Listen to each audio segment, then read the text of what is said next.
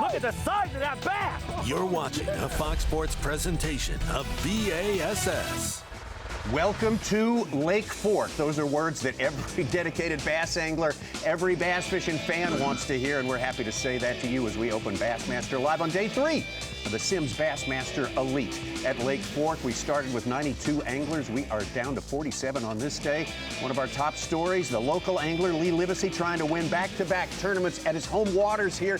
That is huge, but as Lee Livesey told us yesterday at the weigh-in Mark Zona, what's always playing in the background, playing in his mind, is the fact that anyone can pop up with a 35, even a 40-pound stringer at any time. It's that special a place. Yeah, exactly. And if you're watching on FS1 and you kind of rewind, this is the land of the giants. It's more like welcome to Jurassic Park. And really, to be in contention in this tournament right now, you really need a 5-pound bass average just to stay in the hunt, to try to chase down Lee Livesey, because what he showed us last year, what he has shown us this week, he is going to be a tall hill to climb all day long today, and more than likely tomorrow, Tommy Sanders. Yes, he thrilled us last year with his final day. We got 2 days of fishing left here, and of course, after today, we cut from this field of 47 down to 10 anglers. They will fish for the championship on Championship Sunday. Of course, the heaviest 4-day weight, cumulative weight, is the winner of the $100,000, and those valuable points are also at stake depending upon your order of finish. Mark Zona, take us down to this special place in East Texas. Absolutely right, Tommy Sanders. Just east of Dallas, Texas. Lake gets a lot of pressure. Whenever you come to Lake Fork, you're going to play bumper boats with a lot of other anglers. Your Minn Kota unlock the lake, you're looking at about 27,300 acres. A little bit different this time around, Tommy. We'll get a little bit of work, a little repair on the dam, which has lowered the water level about 3.5 to 4.5 feet, which has put a lot of anglers on top of each other. That has been a theme all week long, and more than likely, we might see that today. But with that being said, even though it's been a little bit crowded this week, Lake Fork, as always, has shown up. That is your Minn Kota unlock the lake. Everyone looking forward to this week so much. Of course, one reason that we're a little bit distracted this week, let's say a lot distracted, because just a few days ago we lost the great man in the sport of bass fishing. The bass boss, Ray Scott, passed away, and the importance of that one man, that one hero to this sport, cannot be overestimated, and everyone is paying tribute to the life and the accomplishments of Ray Scott, which we are enjoying the fruits of to this day and will for a long, long time into the future. Mark Zona, he was the guy who had the big idea that really took bass fishing, pro bass fishing, to the world. And no doubt about that. He was the founder of the Bass Angler Sportsman Society, and really, we all owe Ray a huge thanks. He created not only tournaments, but safety, conservation, caring for the resource, and most of all, and this is more of a selfish reason, none of us are here, none of these boats, none of this tournament, all of us, we owe Ray a huge, huge thank you. Did so much for the sport of fishing. Absolutely took it from basically a local phenomenon to a worldwide phenomenon for sure. Ray Scott, and in tribute, all our anglers yesterday bringing those big ones. You can bring a big one in over the slot limit to the weigh-in, and they were happy to put on that hat and salute the life of the great man Ray Scott. We're all so thankful for everything that he has given us. So many ideas, so many great experiments that were tremendous successes. Accept our thanks for safety during the first 2 days. That we go out and have a good fishing day, and return home safely in Jesus' name. Amen. Gentlemen, crank up your engines. What is BASS? BASS is a dream thought up by a great American visionary over 50 years ago. Hello, folks. Welcome to the 1972 Bassmaster Classic. A dream fueled by a feeling, a connection, a yearning to connect to nature and unite with others the same. A need to share the amazing secrets of our homes on the water with all that would listen. One thing, I want to thank the Lord for letting me go out and have this privilege. A home for the sport, for the industry, a home for the dream. Never give up! This all started with one dream. A simple daydream at an insurance salesman's desk exploded into an ever-evolving, ever-growing industry, all fueled by a dream. I don't know when or where it happened, but at some point, Ray Scott planted his crazy dream in all of us. I wonder how it would be without Ray Scott. He set the stage. After he came along, everything just got better. The tournaments, the fishing, every year it was better, and everybody knew about it. The crowds got huge. We all benefited from Ray's dream. He had the dream, and he just drug all of us along with him to make sure he got there. He's the most profound single individual in our sport and influenced it in so many ways that most people don't even think about. There's so many facets to Ray's legacy. He started the organization. He started catch and release, fishing on television. He sold fishing to the masses. Ray did so many things that it was almost like a domino that he kicked over, and the dominoes just kept falling, and he kept adding dominoes to make it better and better and better. He made it viable for everyone. I don't think anybody on this earth could have took it to where Ray has taken it for all the lure companies, all the fishermen, everybody that owns a bass boat and goes fishing every weekend of the year. It wouldn't be there without Ray Scott. There was nobody in this world would ever sell what Ray Scott did, because he sold something that didn't exist. People bought in, and people got behind him, and look where it went from then to now. All because he was that good a salesman, he believed in himself, and he sold it to somebody and said, if y'all back me, we can do this. And that's why I call him Mr. Bass. Come on, let's talk to him, people. Give him a hand. That's the biggest bass. He created a thing within the industry that became this catalyst that kept it alive. Even anytime it would dip down, somebody would win another tournament, and all of a sudden, boom, it'd take off again. 27 pounds, 7 ounces. He's going to be our winner. There's no way that bass fishing could be what it is today without him. No way. To have that vision to start something that has become a way of life, a culture, a sport, practiced all over the world, one man, right? That's crazy. He made the sport what it is today. There'll never be another Ray Scott. There's your winner right there. Teaching, learning, protecting, competing, and dreaming together. That's what makes this dream so special. It's not just Ray's dream. It's now all of our dreams. I'm not really worried about where we're going to go from here. We certainly only, if we don't move a step further along, we're doing a good job. But just like we were 20 years ago, we weren't really worried about year 2 or 3. We knew that it would happen. Bass fishing tournaments have been the catalyst for the growth of this industry because it's created a showcase for the public to see heroes. And it's brought a lot of enthusiasm into the sport, and it's really been the catalyst, as I say, and really the fire, the fuel that's driven this industry forward for the public's benefit as well as ours. Ray Scott, a visionary with a dream. A dream that to this day still lives on. A dream that has left a lasting impact on all of our lives. A dream that has created an everlasting legacy for over 50 years. Ray, you started the dream, and we promise to keep that dream alive.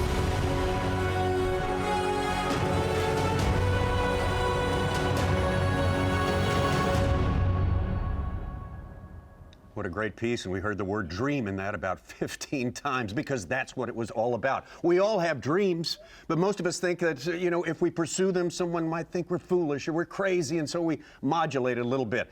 Ray Scott was one of those unique individuals. He had a dream. He had people tell him how improbable it would be to succeed, and he just doubled down, Mark Zona. That's the way the really great men work, and that's the way the world has changed.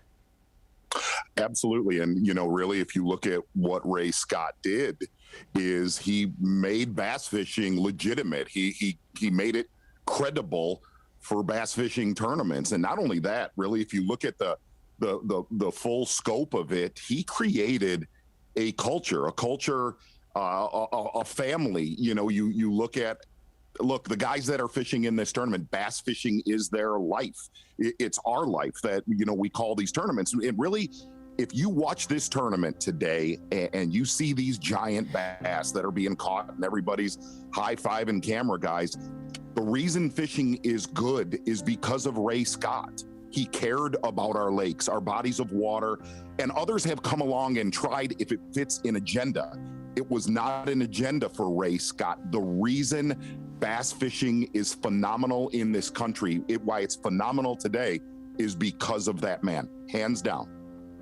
Ronnie Moore, the next generation, far removed from the start of bass fishing, but that culture that Mark Zona was talking about, you sought it out from an early age. How aware were you of Ray Scott and everything he did to make it happen? Well, every classic, the first few classics that I went to were all in Birmingham, right there near the headquarters of Bassmaster, right in Ray Scott's stomping grounds. And so seeing the way that it's revered and seeing that classic spectacle, this is a regular Elite Series event, but it has that major excitement. When you go to a Bassmaster Classic and you see those final weigh-ins and the stage that Ray used to set and that pumping the crowd up, that's what got me excited as a young fan, 10, 11, 12 years old. And to now see, I get curious driving down the road on the highway or stopping at a gas station and I see a boat and a truck and I'm like, I wonder where that guy's going, and I speed up to wave to him or to give him a what's up.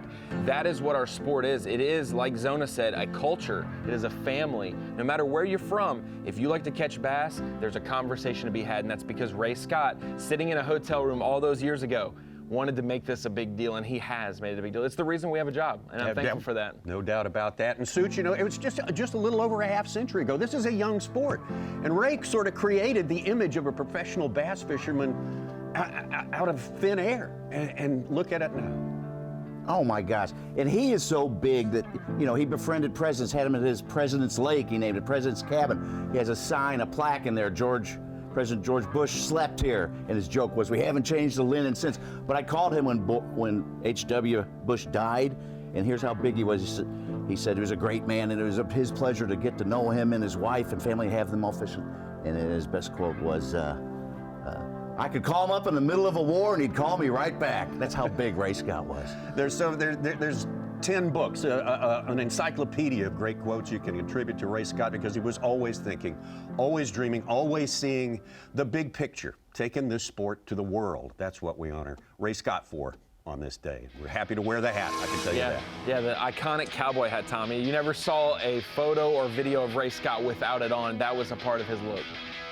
Well, here we go, continuing his legacy today, and right at the midpoint of our season, the 2022 season for the Bassmaster Elite Series, the best in the world, going to one of the best fisheries in all this world, and here's the takeoff scenes. Takeoff still just getting wrapped up here at the Sabine River Authority facility, not far from Quitman, Texas. Here in East Texas, and what a place, what a group we have today. And they got, Mark Zona, they got a little more elbow room today. That's got to be a good thing. Here's what the whole theme of today is going to be, Tommy Sanders.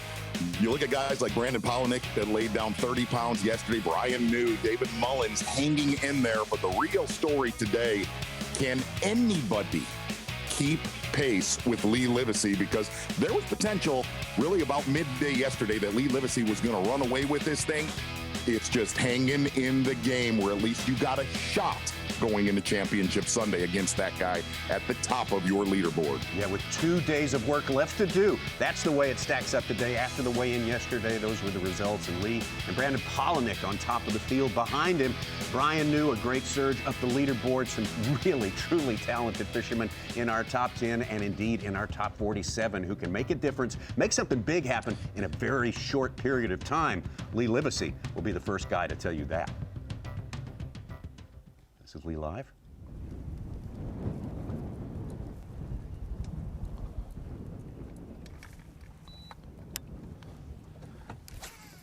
All right, hopefully it reloaded with at least one.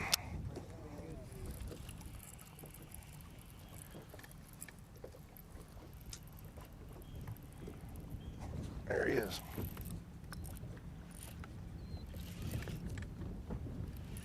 Stay right.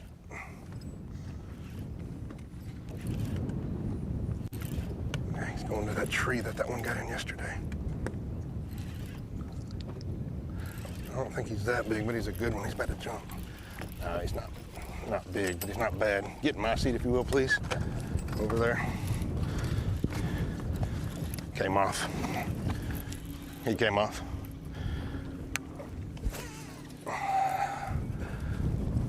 That's weird. He pulled off like that after he jumped.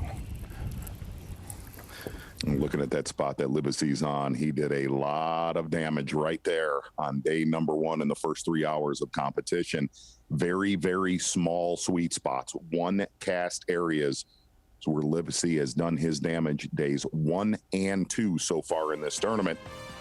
And really, Tommy Sanders, that's about the only bass that we've seen Livesey lose all week long. You can add last year to that as well. Fished pretty much perfect all year last year. What a guy. What a great 4 years in the Bassmaster Elite Series, and building on it and looking to add to it today. Lee Livesey, all eyes on him, but we got plenty more important guys to watch all day long as well.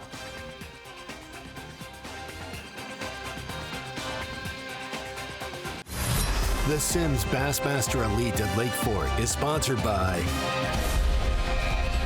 Humminbird, Mercury, Nitro Boats, and by Bass Pro Shops. Tomorrow on FS1, the NASCAR All-Star Race takes center stage as the best drivers on the planet battle for $1 million. It starts with the All-Star Open, 5:30 Eastern, with the main event at 8. Only on FS1 and the Fox Sports app. I mean, I know you're trenched into golf all weekend, but who do you have in that All-Star race? You know, I haven't even got. We got the big Xfinity Series race coming up today, so I've been kind of thinking about that. I can't multitask. I can only take them one at a time. But I'll have so much going on, Tommy. There is so much going on. So much going on. More than I can handle. Gerald Swindle did a good job of handling some adverse conditions yesterday, that is for sure. Totally different picture this morning coming out with Gerald Swindle compared to yesterday's windy and wavy early start. It's supposed to build a little bit today. Yeah, there was about 2 to 3 foot waves right there yesterday. Biggin', I mean a biggin'.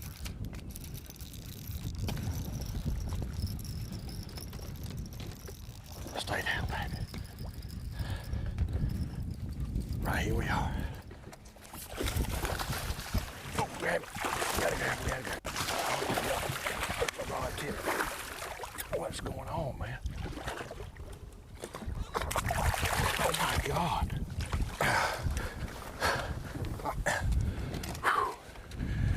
Couldn't get a handle on him, son.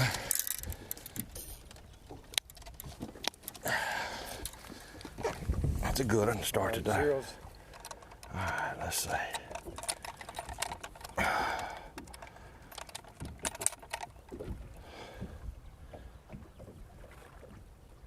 Five. It's going to do that again today. 5-1. 5-1. 5-1. Here we go. That's a good start. It's a good start. Horrible job landing it. What a good start. Great tournament so far for the veteran. Almost 30 pounds on day one. Had to tough it out yesterday. We talked about how much it was rocking and rolling in that area, and he got himself 22 pounds and kept himself right in the thick of it. He would love to break the century mark, Tommy, for as many things as he's accomplished in his career. He's never won an elite event, and he's never broke the century mark. He could do both this week, being in contention. Shane LeHue having his best tournament of the year so far, angler from North Carolina. Yeah, and interesting, Tommy, that Shane LeHue's been one of the very few anglers that has made the shallow water game that we got to see last year happen. Shane LeHue has pretty much lived shallow on the west side of Fork all week long so far.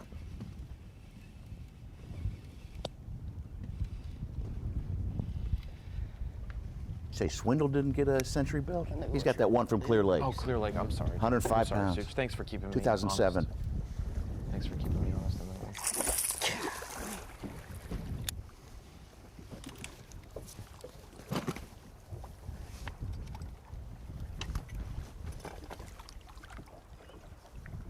Come here, gosh, you're thick.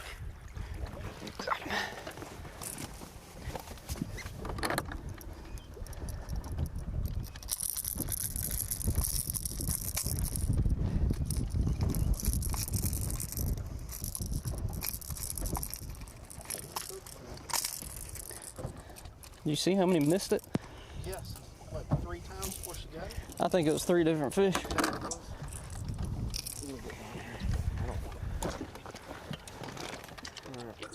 Scales are ready. 312. 3 pounds. Come on. 11 ounces. 311. I gotta make a catch. Good start. First catch. Tom, Good you know guess, what, good start. Yeah, you know what the catchway release has taught us this week? That the anglers are purposefully wrong on Bass Trick every other event because they're calling these fish within a Boy, few there ounces you go. of it, you know. Curtain pulled back by Ron Moore right there. Sandbaggers, Ronnie, Be sandbaggers. ready to move. If I jerk, I'm coming.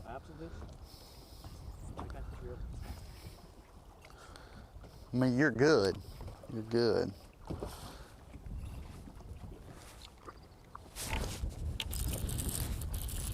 Come on, baby. That's a big one. He ain't as big as I thought, but it's a good one.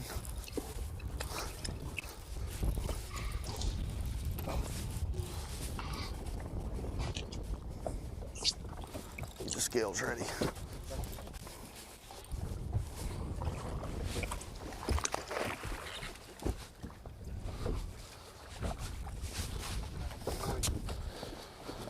It ain't a lot, but it's something.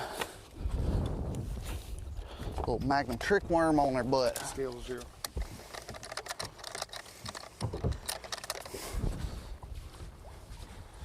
Little bait fuel, first cast.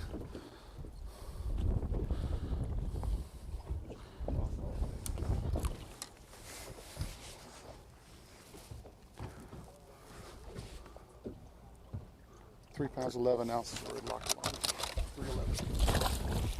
Sorry, I forgot. Uh-oh.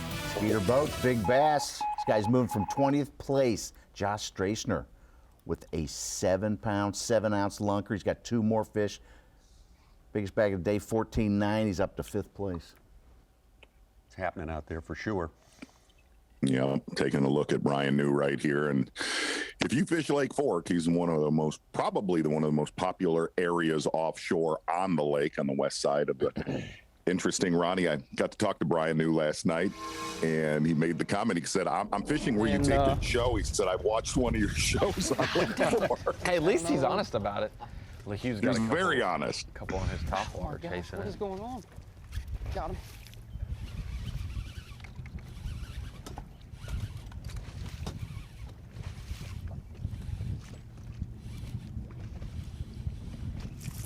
It's not very big.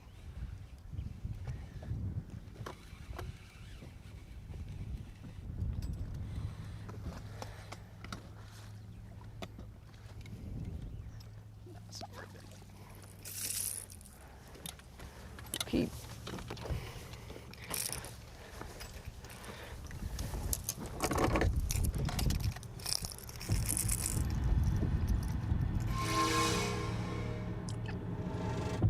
Couple of solid ones in the boat for Shane LeHue already. Let's go over to David Mullins. Fast and furious. Yeah, they are biting right now. David Mullins, very solid tournament. Tommy, this is the first hour of fishing on Lake Fork since their last practice day on Tuesday that hasn't had wind affecting it. So this could be it's a different look than they've seen for half a week.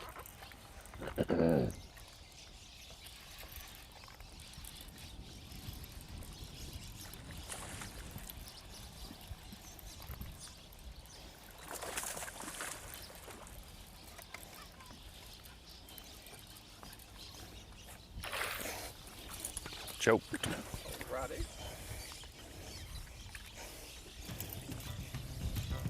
It's a good thing. And even though that's a good bass right there for David Mullins, if you're watching this event on FS1, compared to other lakes that we go to at times, that bass means pretty much nothing on this lake. Not one you want on your total at the end of the day. Over to Derek Hudnall.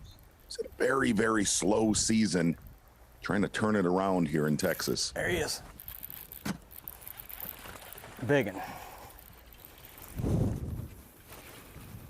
Get down, baby.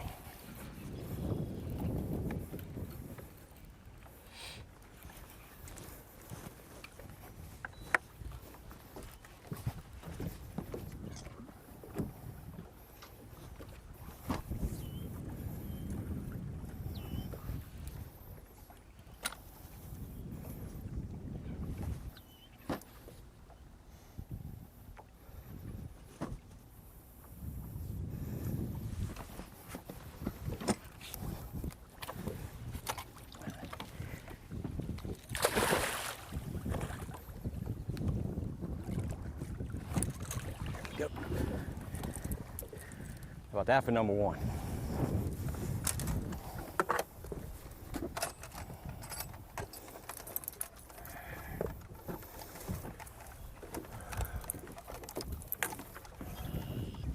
Zero.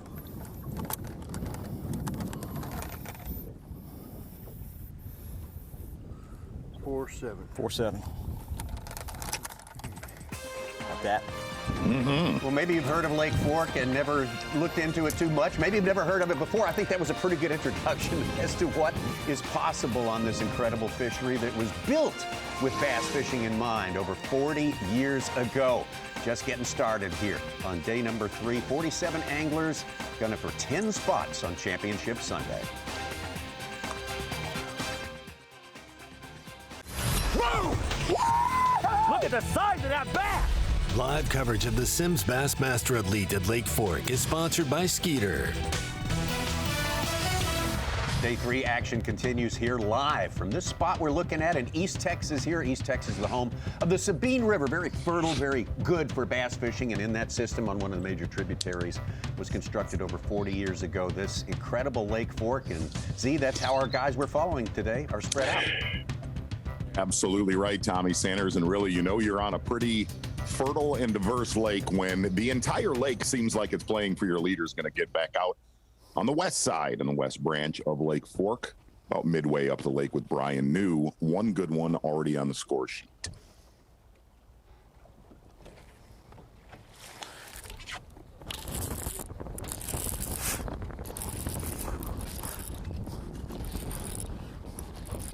He feels big.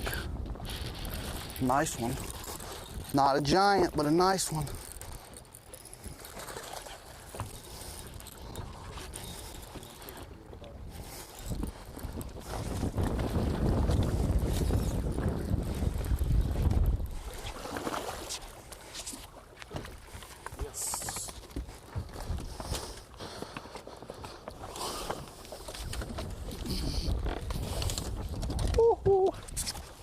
Scales are 0.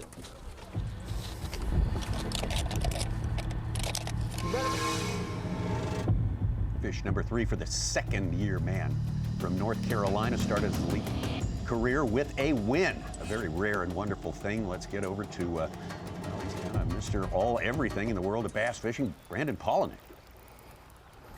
And Brandon Polinick has shared this very small area throughout this event. Another top angler on the Bassmaster Elite Series, Drew Cook. Drew Cook not making the day 3 cut, so Polinick kind of has free reign, it looks like, here today.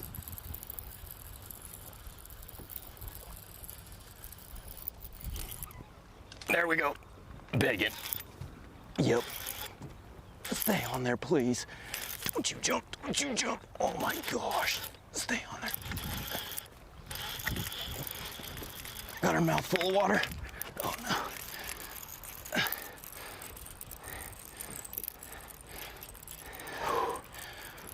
It felt big. I didn't get a good look at it. Oh, yeah.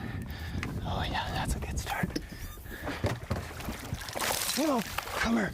Get back here. Get back here. Yes. Yes. Yeah.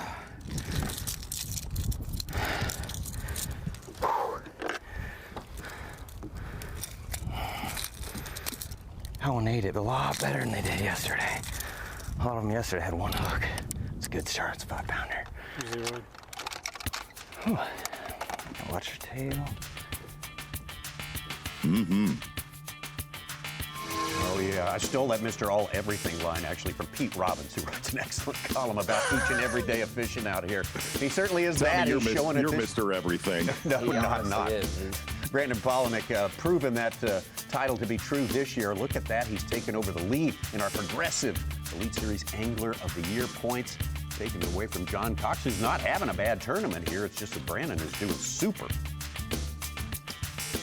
Taking a look at those points right there for Polinick, really looking at the lakes that we still have on the schedule, heading to Alabama in a couple weeks, then heading up north. Brandon Polinick is going to be a major player in that Angler of the Year race as we move into the summertime events. That 5-pounder gave him the lead here on Lake Fork. 5-pounders. don't mind getting a 25-pound start. Oh, there is a wad of them right there. Oh my gosh. That's that. When you see that right there, you want to come up here and look at it? I'll pause it for a second. See all these dots right there? Every one of those little dots in that circle, every one of those is bass. That group just showed up. So I stick my rod up here, I line it up, make my cast. The good thing is, they're still there. They're not moving when it refreshes. No, you're good. Usually when you see them like that, it's when you want to be bombing the crankbait because you can get it there fast, get it through them. Usually, oh, they're aggressive. I swear one knocked it. Heart's going a million miles an hour. The anticipation. Ooh. Got her. Big one.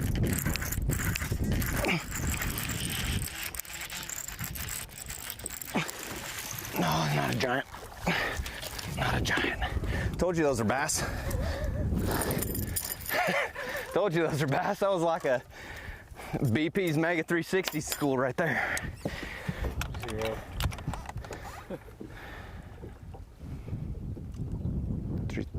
3-2. Oh, you dirty little dog. Got me by a 1/4 ounce. Thanks. Oh, come on. You should just keep that thing out right now so I can like sign and get out there as quick as possible, if you don't mind. You can even set it in the seat if you don't. Yeah, he has got a school fired. That way it's just like a little bit quicker so I can try to keep them fired up. Except see now, see them on my 2D? We pulled a bunch of them out. So now they're pulling up on the 2D. You can see them in the cone of the 360 under the boat. I saw them, look at them on live. So they're suspended right there, like 10 foot. They're all on the 2D. That's the problem is all their buddy out there like, hey, what kind of present you got? What you got we don't know about. Man, I thought that was gonna be a 6er.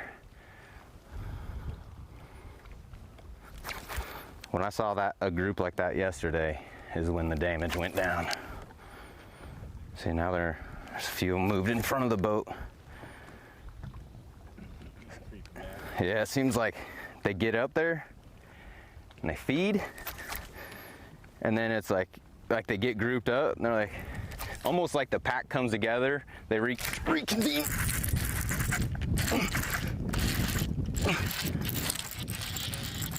It's not a very big one.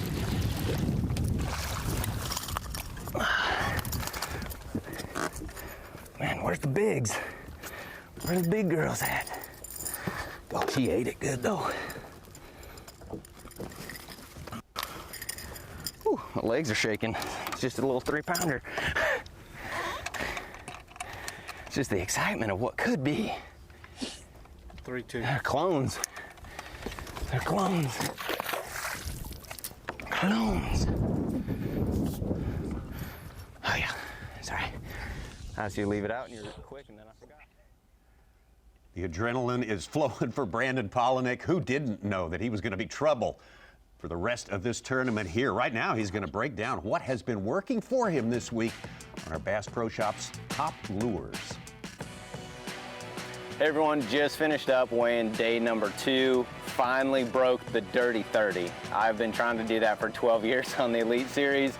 I've come so close so many times, but finally broke 30. I had 30 pounds and an ounce today. Had an absolute blast. I'm fishing a lot of different depths this week, but a crankbait has been by far the best thing for me to catch them. Whatever depth I'm at, I've got the right bait. So when I'm fishing out deeper, I caught some today on the Stormarashi Deep 25, and then another big player has been the Rapala DT16 in Big Shad. Cranking big rods, 7.5 foot Alpha Angler Meg rebounds, and 6.3 to 1 Steez from Daiwa. I think that speed is a big key here, being able to move that bait a little bit faster than some of the other guys that may be cranking with the typical 5 to 1 gear ratios. it could happen again tomorrow, or the big groups of fish, they never show up. And I could be stuck with 10 pounds and scrambling. So we'll see what happens. I'm gonna go do some tackle, make sure these are all fresh and re-rigged, new hooks on them, and see what we can do tomorrow. Look at the size of that bass! Live coverage of the Sims Bassmaster Elite at Lake Fork is sponsored by Skeeter.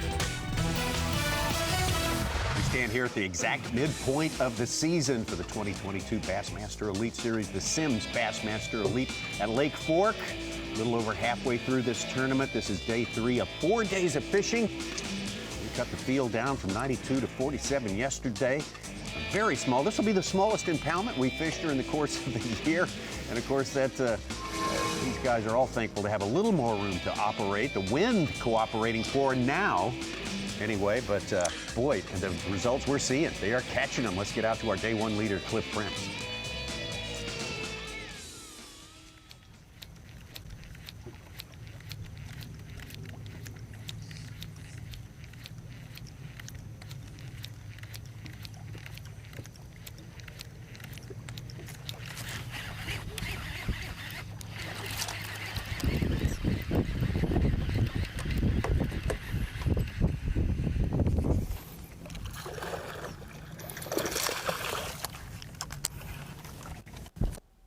Yeah, Tommy Z, we got our second lead change of the day. Josh Strassner reported he had the big bass at 7.7 earlier. He had it a 6.9, a 5.4. He's up to 28 pounds, 3 ounces. From 20th place, he's leading with a total of 72 pounds, 5 ounces. 28 pounds in the first hour of fishing this morning. I'm going to say 3-2. You want to go with that? Cliff Prince's.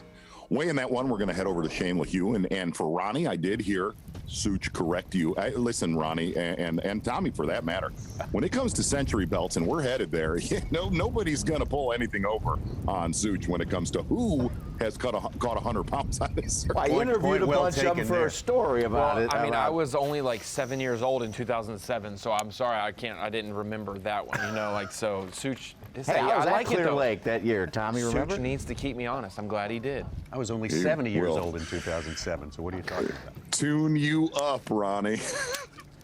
No, he corrects me too, so it's all good. It's all good if we just get it right. That is the iconic event where Swindle caught like that double digit. I won't eat it off of that. Wow. Like Hugh hooked up off that timber. That's incredible. It's hung up and he ate it off the stump. No, don't go around that tree. Oh, he's got one hook.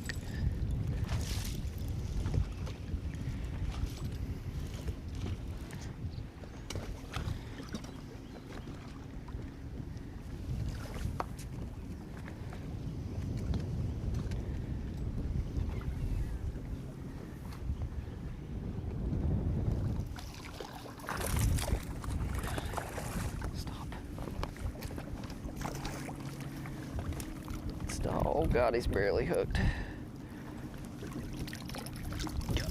Not very big, but whew, skin hooked. These guys are ready.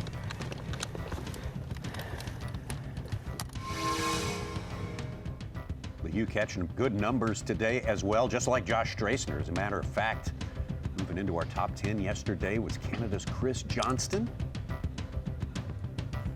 Chris Johnston's been fishing offshore, another very popular area of Lake Fork, and really interesting. They are biting this morning.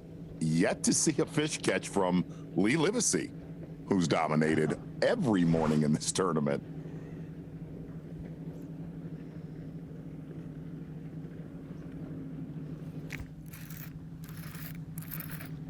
Feels like a good one.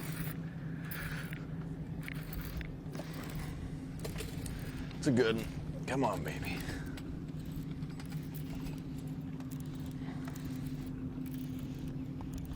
Come to the back here.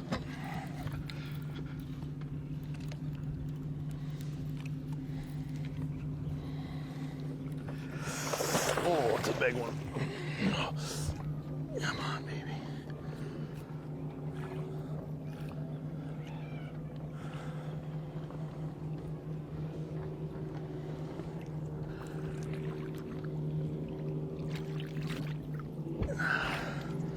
go, fish number 1. It's not a bad start. I was getting a little worried. It took a little longer than I wanted. Good? We're good.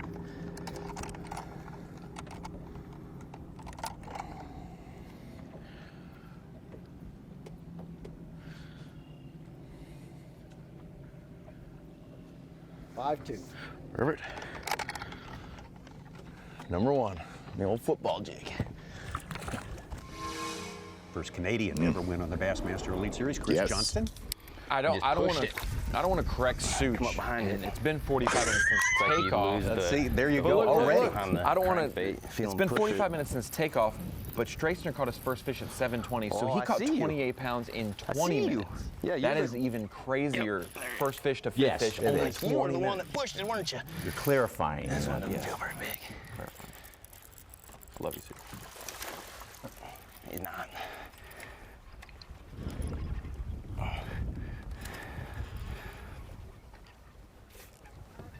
Hey. Little guy. Polinick is catching a lot of fish. Ooh, Uh-oh. almost past the barb. Right in the knuckle. Got her all the way just to the curve of the barb. Oh boy. Right in the knuckle. Oh, yeah. Throwing that giant oversized crankbait, but 212. It didn't even bump. All right. If it keeps. If it keeps bleeding, I'll throw a Band-Aid on it. But I mean, it doesn't feel great when it digs down into your knuckle.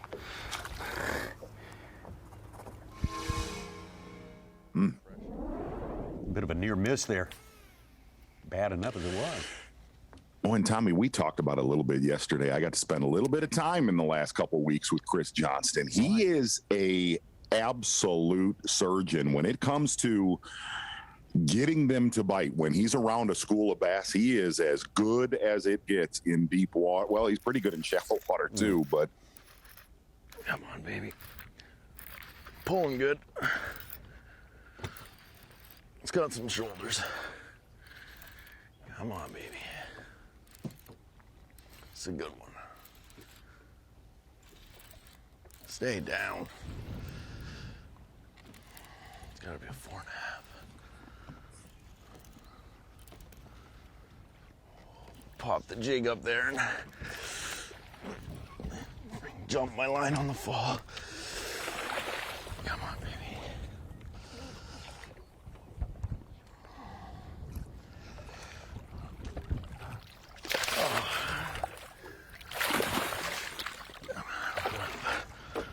It's a good one. 2. They're a little slower coming today, but they're good ones.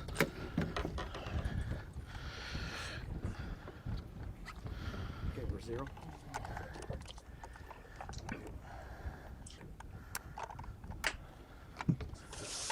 $5.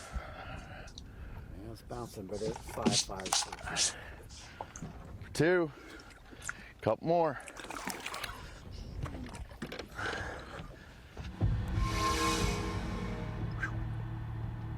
Trying to catch my breath, Tommy, and we're just sitting here in studio. This is how you get spoiled, watching stuff like this. What It a is. spectacle at Lake Fork this morning.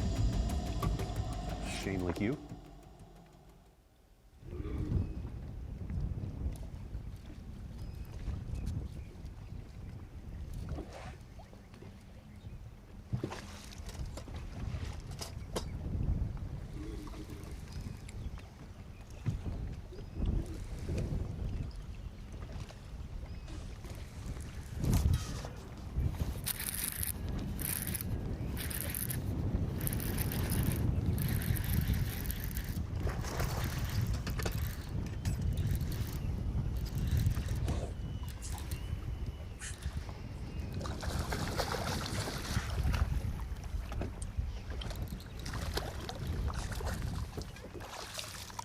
We'll just boat flip that one. Maybe I should be a worm dragger. See that 1.5's already gone, ready.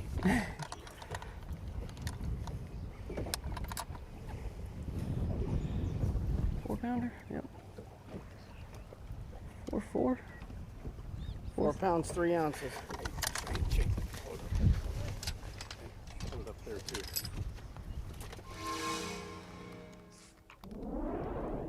Non-stop, back to Swindle. Yes. That stuff will work, man. That PRP's crazy how good it works.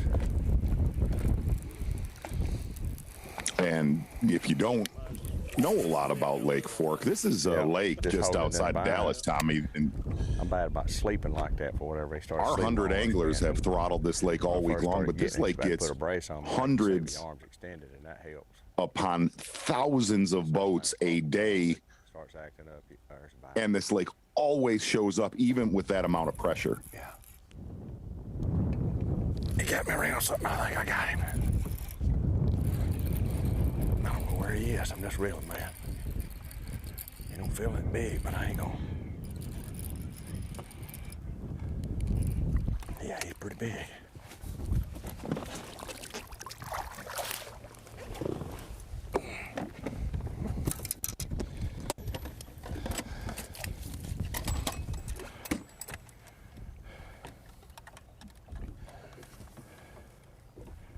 Hold on, recalibrate. Okay, all zeros.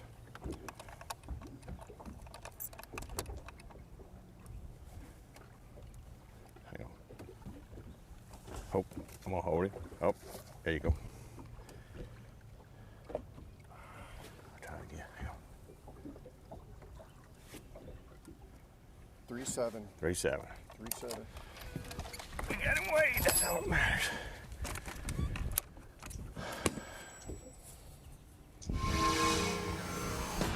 Swindle. Good tournament for Swindle, the veteran here. A lot of people pulling for him to win this one, that's for sure. Let's get over to a man, second year, had a great rookie season. The angler from Alabama, Josh Straisner, on fire today.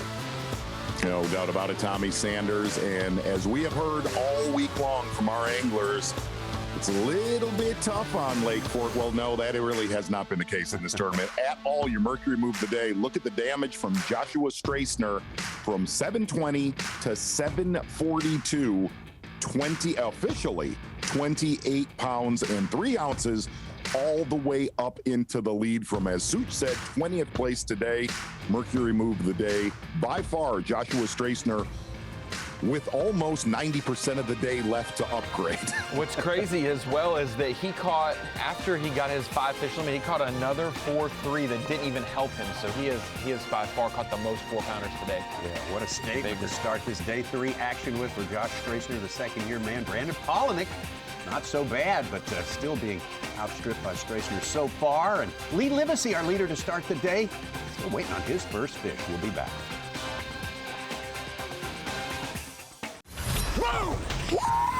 Look at the size of that bass! You're watching a Fox Sports presentation of B.A.S.S. Live bass fishing from the incomparable Lake Fork here in East Texas. The Sims Bassmaster Elite at Lake Fork. This is the 4th time the elites have visited here. You have to dot all the I's and cross the T's. If you want to have a tournament here, they manage this thing in an uncompromising way.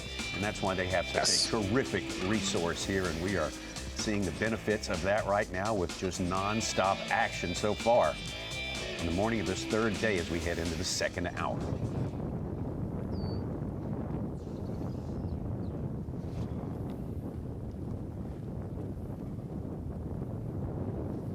Up comes Frazier, Mark Frazier. 6 pound, 9 ounces, up to 23.11, 3rd place from outside our top 10. Got 2 coming out from out of the top 10 into the fold during the course of that first hour. Straisner and Frazier. This is Huddle.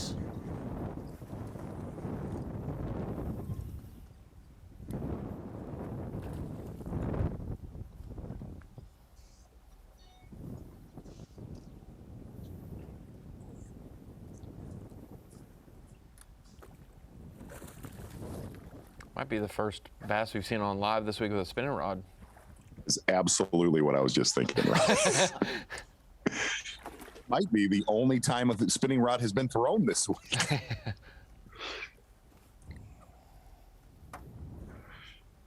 I believe that's fish number 2 for Derek Hudnall, who said he has a school that he's going to go to about 10 or 11 o'clock that he said he has hundreds shallow. Hoping to see that a little bit later.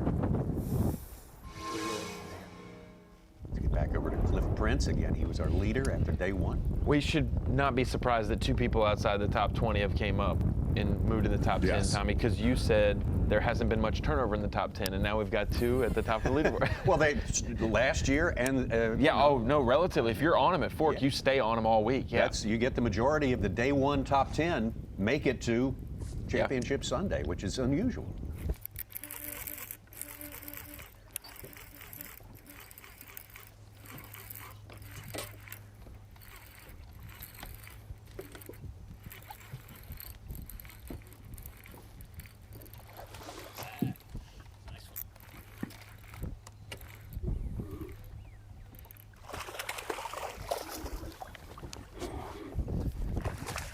Same one you missed?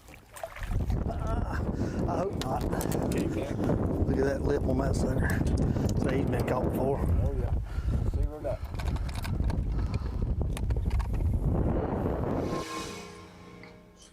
Cliff Prince with a keeper right there. Something weird has happened with Cliff Prince since day 1, where he was the leader with over 32 pounds, catching 18 pounds yesterday.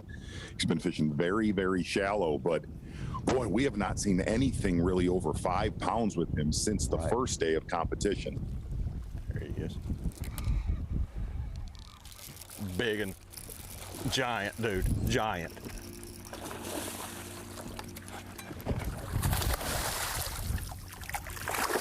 Oh! Oh! Oh!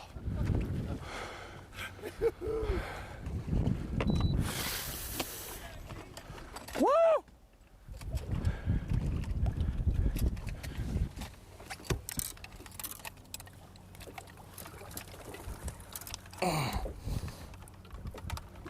Everybody says, gee, why do you always throw that spot remover head? Not one with a 42-inch hook. Because it works. Let's go for 7. Come on, baby, go 7. You might not, but I think you will. Close. 6.5. 6'10". 6'10". 6'10". He's long. You want to measure him? I know he won't, but I'll check him. He's long. Yeah. Just to say we got to measure one. Got to be over 24 for them to bring him into live well to bring him to weigh in. 24? 24. He's 3.5. 3.5. That's so close. 6 foot. What'd you have him at? How about 6'10". Yep.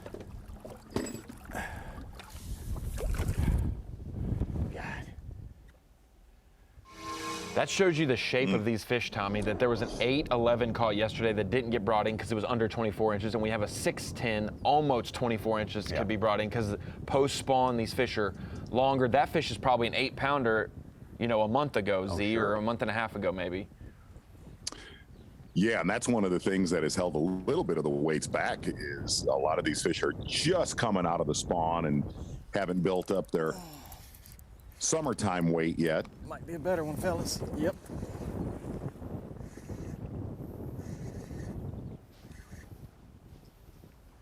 I need that seat, David.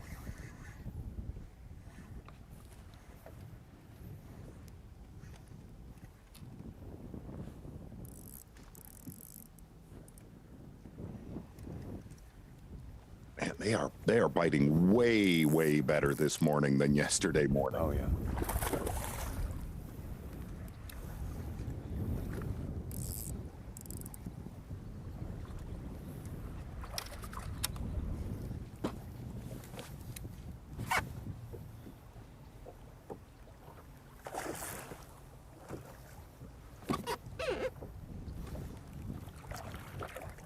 Fat sucker there.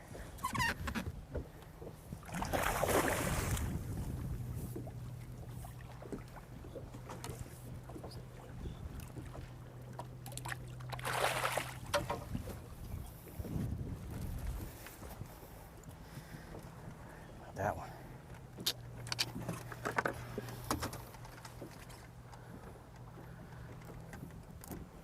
Right in the top of the mouth where he should have been. Where's your... You hitting that? 4... 4-9. All right, you call it. 4-9, moving up. Oh man, the fish catching continues apace. We're going to try to keep up as best we can, but we got to stay. B&W Trailer Hitches, we got to stay with our guy, Davey Hyde, who's always out there sizing up the situation, a former Classic champ, two-time Bassmaster Angler of the Year. Davey, how long can these guys keep this pace up? Well, it's absolutely incredible, Tommy. I mean, it's been good the last 2 mornings. We're at Lake Fork is always good, it seems, but this morning is absolutely incredible. And the only big change I can see, I'm right here on the shores of Lake Fork, right here at the takeoff, and a little less wind this morning. I really think the bait fish have been able to set up on these places where these guys, but it's absolutely incredible. To catch 28 pounds in basically 20 minutes is absolutely phenomenal. If you're not familiar with tournament bass fishing, you don't see that but like once every decade or so. Davey, in all honesty, we started this show this morning talking about Lee Livesey obviously being in the driver's seat early on day 1, obviously early on day 2. Yet this morning, obviously the wind has laid down a lot. Lee Livesey without a bass so far on the scales. Yeah, it's really surprising, Z. The big reason, in my opinion, that Lee Livesey has dominated this tournament so far, he knows this lake so well. Yes, he's been fishing around some people, but he's had some places to himself. And people like Brandon Polinick, who has really shined also this morning, have been sharing their areas with other anglers. Now with only half the anglers out here fishing today, I think it's a big reason why we're seeing some of these other guys just do so well. And yes, unusually slow for Lee Livesey. But here's one thing to keep in mind. He knows he has to target 5+ pound bass. He's not fishing for those 2 and 3 pound bass. So even though it seems slow, you have to keep in mind he only needs to catch 5 fish. That's all that he can weigh to try to get to 30 pounds like he's done the last 2 days. But unusually slow for him and unusually really good for everyone else, it seems. Davey, every single time we come to this lake, it's magic. It always takes over 100 pounds, even with the massive amount of pressure. A very big credit to Texas Parks and Wildlife, what they have done on this. I have to throw this out there to you. You're from South Carolina, and obviously a lot of the southern states revolve their bodies of water around bass fishing. Why has not many of the big reservoirs adopted what they have done with Lake Fork? Well, Z, that's a great question, and you're right. I'm from South Carolina. I'm trying to talk to people with our Department of Natural Resources. I think every state should really look at Texas Parks and Wildlife and see what they've done. It brings people from all over the country, really from all over the world here to just go bass fishing, and it's so good for the economy and for the areas. They've done such a good job, and it's not easy. It takes a lot of resources, a lot of people, a lot of money, a lot of time, but if you want to see what it should be like, how it should be done, you come right here to Lake Fork. The slot limit is great, and the way we can catch, weigh, and release these fish on these lakes that have the slot limits, it's just phenomenal. And it just shows to be able to go out and catch an average fish of over 5 or 6 pounds like we've seen a lot of these anglers do. It's a dream for most people. It's a dream for other states to have a place, a resource like this. Thank you. Good stuff. Davey Hyde out there, and we'll be leaning on Davey in a big way all day long and through tomorrow as well, Championship Sunday. Here's the guy who hopes to hold a trophy here at Lake Fork for the 2nd year running, Lee Livesey. But as you mentioned, Mark Zona, an uncharacteristically slow start given what else is going on the lake. Yeah, it has been a grimy morning for Lee Livesey on day number 1. He already had right around 30 pounds at this time. Still no bass for Lee Livesey. Davey Hype mentioned it on the call, Tommy, talking about people coming up around the world to come to Lake Fork. We've had registered 20 people have submitted 8+ pounders as fans of the sport and just fishermen this year at Lake Fork, and over half of them were out-of-state anglers coming to Texas. What a phenomenal place. You just can't stress that enough, and we are reaping the benefits of that focus, that commitment to building a great bass fishery right now. Josh Strassner, second-year man from Alabama on top. Brandon Polinick, former Progressive Angler of the Year and the leader in the points race at this point right now in second place. Mark Frazier, Gerald Swindle. We'll check on them all when we come back.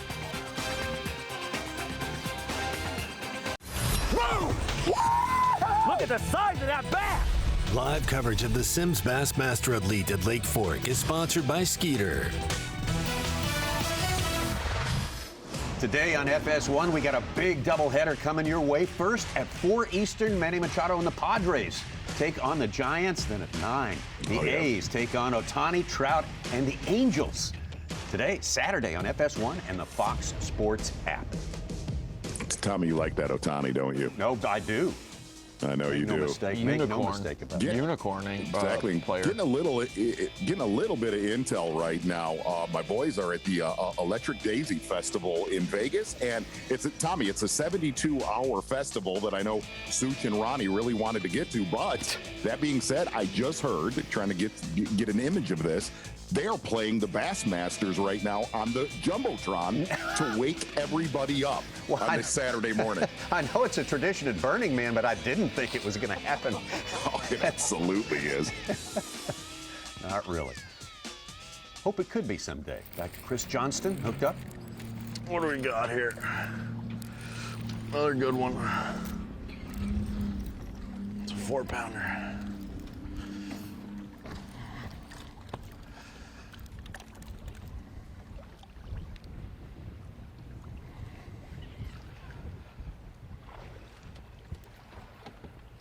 Come on, quit docking. On the old worm. He's not for it. 3-pounder. Come here, buddy.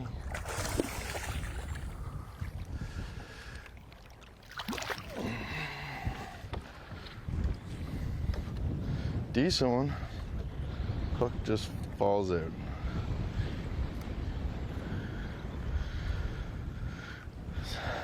About 3.5, 3 3/4. Good? Yeah, we're good.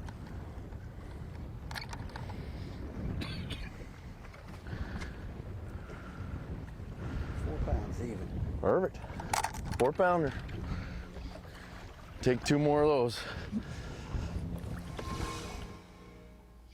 Back over to Gerald Swindle. If you really look at a lot of the anglers that have caught them throughout this tournament, especially this morning, they have been on one cast spots. Gerald Swindle fishing a small little hump right here in about 8 to 12 feet of water, hard spot on the bottom where a lot of bluegills have been spawning. This exact cast has reloaded every morning of this tournament for Swindle. Good.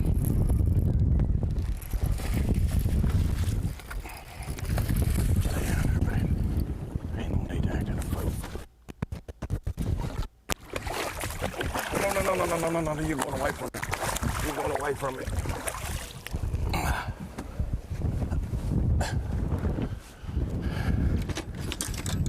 That's why you just got to have him on big hands. Grip him like an old football.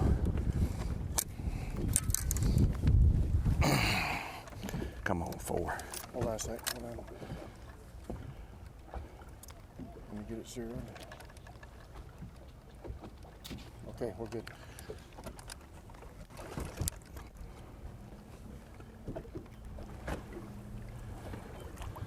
£4, 2 ounces. 4-2. We'll take him all day long, baby. 4-2. Moves him up a notch. We rolled him, baby. Third place. So now we got 4 for 19. We had 3 for 15. I'll have to let my phone add it up. I'm not that good. So, hey, son, if I had to count that high, you want to take my shoes off.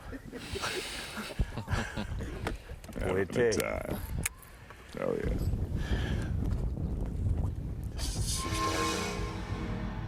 Wani, why I remembered he had 100 pounds, I did a story on it, and he said it was his favorite trophy. He's got 2 Angler of the Years. Sometimes we get that belt down and wear it, especially when he and Leanne want to get a little frisky, he said. Oh, wow. He said that. Yeah. There we go. Saturday morning. Yeah, give me a break. Look out. Give me so a break. full of it. Lee Livesey. Taking it. Suit, you are bringing it. You Never cease to amaze me. Hummingbird Bird's Eye View with Lee Livesey right here. A lot of spectators with Lee this. Well, actually, not that many spectators at all. I don't even know what I'm talking about. Hummingbird Bird's Eye View with Lee Livesey. Slow morning. Lee Livesey had a little bit of company a few moments ago. Todd Auten. Really, Lee Livesey, what he has weighed in, basically a 6-pound average this week, has come off of 2 different spots. The first morning, he did most of his damage right here. It is 8:23. We ain't caught a bass. We lost one first cast. We ran some new water, some old water. We're about to get going. Do a little bit of everything today. Like it's been too easy on me the last 2 mornings when it shouldn't be. So I knew this was coming, and I've just got to replace it with some fish in the afternoon and fit in. You know, like this spot I'm on right now, they're going to get right, but probably not until 1 o'clock. So I've just got to hope that I can fit in. Another one of our anglers has been fishing it in the afternoon, so I'm going to fish a lot of new water, do a lot of other stuff. We got all day. But that's the update. Nothing happening so far. But it's Lake Fork. We're going to catch them. Z, what are the worst traps a guy falls into on his own body of water? What is that, Such? The trap that they would, you expect them to do well on the body of water, but we've had guys, Cliff Prince this year, did not succeed on his home body of water. There's too much knowledge, too much history. What traps the home guys experience the most? Well, I think one of the things that Livesey just absolutely nailed is it's been very, very easy on him the first 2 days of this tournament. When we talked to Lee Livesey before this event began on Wednesday, Lee basically said that the majority of his big ones throughout practice and generally just this time of year, a lot of the guides and everybody that's watching this that fishes Lake Fork, this is always an afternoon. Granted, the first 2 hours of daylight are fantastic, but then there is a big, big lull on this lake. You could be on the best spot, and they just don't fire until the afternoon. And really, that's what Livesey thought would happen the first 2 days. He was just a benefactor of getting his work done by 10 o'clock and able to do a lot more practicing on days 1 and 2. Looks like today he's going to have to actually work all day long compared to the first 2 days of this event. Back over to Cliff Prince. When you say afternoon, some guys for practice, because they can fish till dark, their afternoon is 4, 5, and 6, and these guys have to be off the water most of the time by 3 on tournament days, so they miss some of those windows they find in practice. You know, and the other thing, if you really listen to what he was saying, he said he was on a very, very good spot that another angler, David Mullins, has been fishing in this tournament. A lot of those deeper fish just don't set up correctly to be caught earlier in the day on those offshore areas that are 15 to 25 feet deep.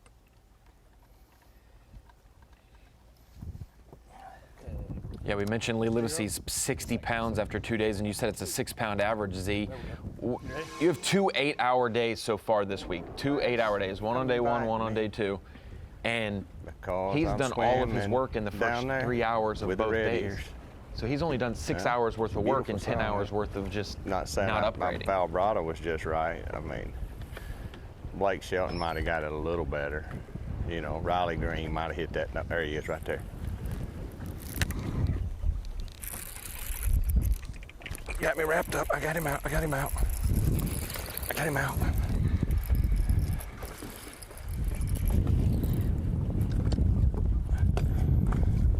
What we got here? What we got here? He'll keep, but that's all he is, but he'll keep. Hey.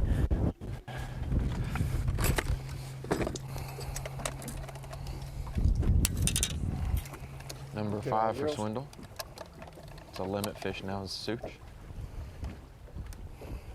2 pounds, 9 ounces. 2.9. That puts us over 20. And I thought if I caught 20 today, I could fish tomorrow. Thought if I caught 25 to 27, I'd have a chance. Lee Livesey ain't gonna stumble, so why you gonna catch him is to catch him. 21-13. He's in the lead with 73.9. That is a beautiful first hour and a half of fishing for Gerald Swindle, the veteran right there. Everybody taking the opportunity to catch what they can while they are biting. And folks, they are biting on Lake Fork, that is for sure. We got plenty more coming your way. Stay with us. Whoa! Look at the size of that bass! Live coverage of the Sims Bassmaster Elite at Lake Fork is sponsored by Skeeter. Fast and furious, what a show we are witnessing today at the Sims Bassmaster Elite at Lake Fork here.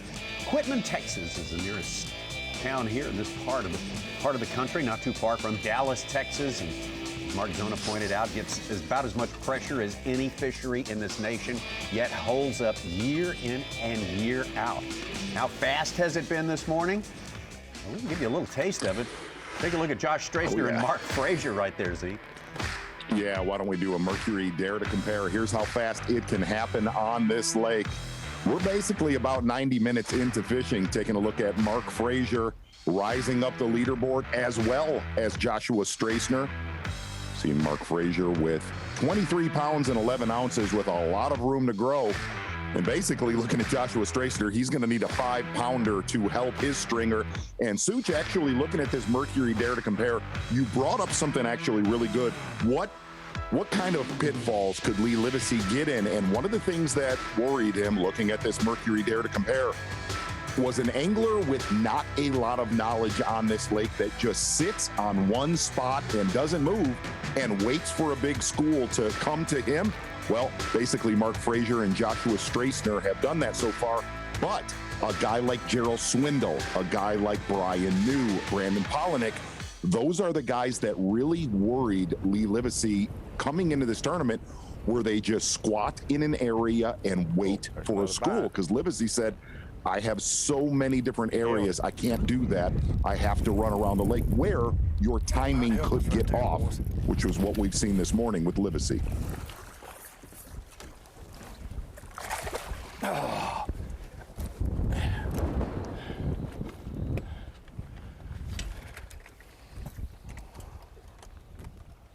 A 2.9's not going to be in that 5-fish limit much longer for Swindle once he puts this one on the scale, Such.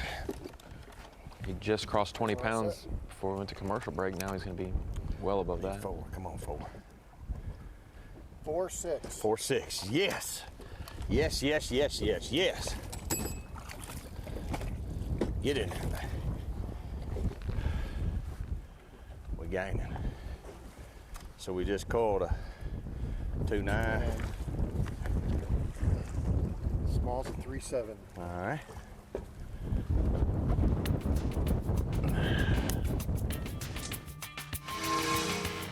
Well, let's take a look at where that puts Gerald Swindle, starting a few spots back now. He takes over the lead. Why is this a big story if you're not familiar with Gerald Swindle? His is one of the greatest careers in bass fishing, but the head scratcher is he has never won a Bassmaster Elite Series event. He's won 2 Angler of the Year titles 12 years apart. He's collected That makes century no belts. sense. Yeah, it doesn't make any sense at all. It is a complete puzzle. So many people would love to see that one, that puzzle get taken off the table for sure. Literally, that is like saying, if you put it in a whole different realm, that if you think about the number of tournaments that Gerald Swindle has just been in the top 3, and not to get a Bassmaster Elite Series victory, yet winning 2 Angler of the Year titles. That's staggering. I called on a jig yesterday. I was like late in the day, caught 2 6s and 5, put him to the 25 mark. So, you know, I knew my backup plan was going to be jigging, and I've been doing it all week, catching some. I just hadn't done it long enough to. I ain't done it but an hour or 2 each day. Oh, there's a bite.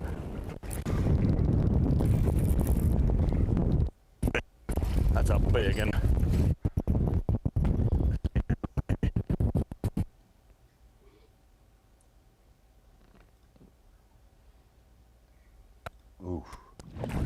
Oh, yeah. Woo!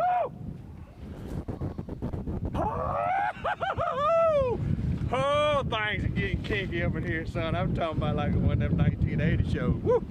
That spot remover, son. It's too small. 3.7 was his smallest when we went to the leaderboard there of him taking the lead. This is gonna give him another 2+ pound call.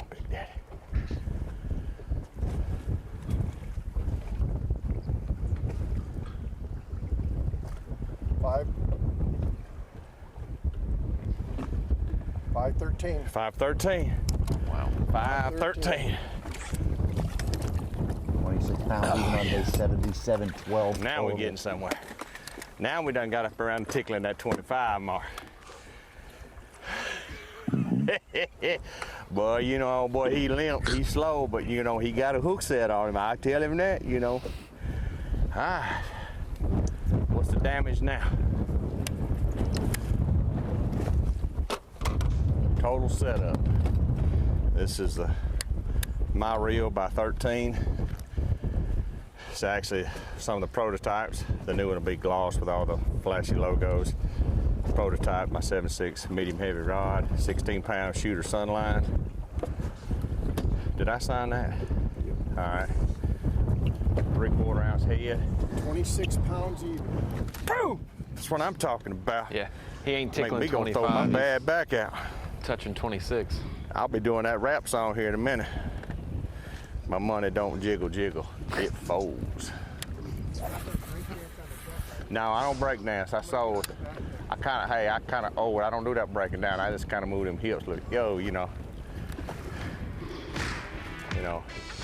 Oh yeah, he is feeling it this morning. On all levels. Having a TIME, taking a look at your marathon peak performance. But what I was going to say, I sometimes have trouble spitting it out, Tommy Sanders, is if you really look at his career, having 2 Angler of the Year titles is, without a Bassmaster victory, is like having 2 MVPs in the NFL without a regular season win. Yeah. Gerald Swindle, though, has come so close before, having a big day 3 here on Lake Fork, doing all of his damage on one spot, basically one lure, a Zoom Magnum trick worm, 3/4 ounce spot remover head. And obviously, this spot has reloaded the lighter winds, helping Swindle out with a big morning, sitting at 26 pounds. That is going to be your marathon peak performance, catapulting Swindle up into the lead. How many times have we seen him make that exact cast over the last 2 days, Z?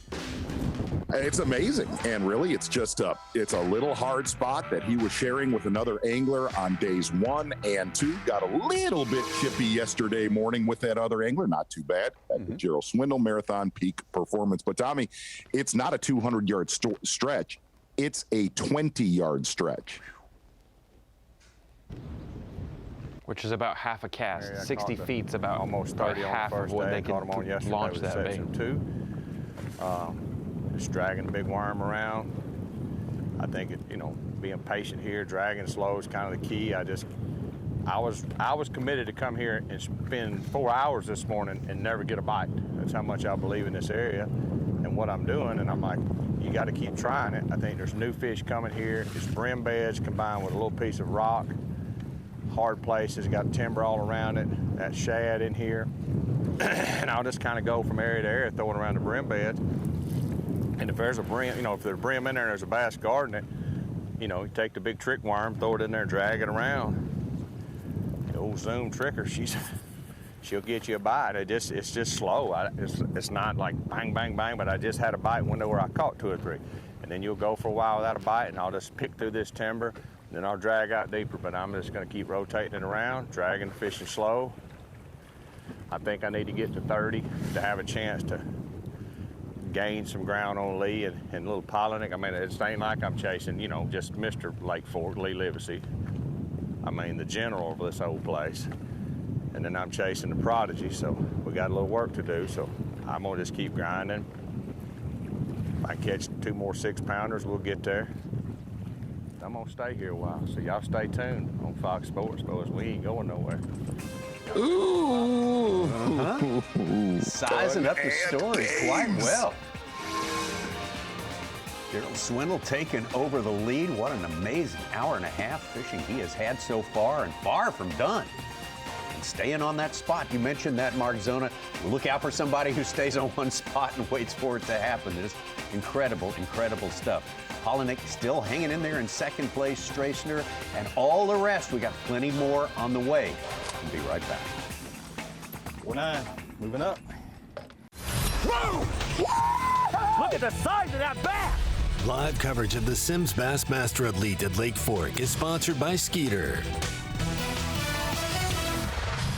This boat and all of the Miller High Life Bassmaster Classic features is designed to give every fisherman in the country that's interested the how-tos of bass fishing. Probably the most important single device in this entire cockpit area is this little device called the kill switch. And once it's connected to the ignition system, and should the driver leave the cockpit area for any reason, this little safety device provides that the engine will be killed. Watch this. Instantly cuts off.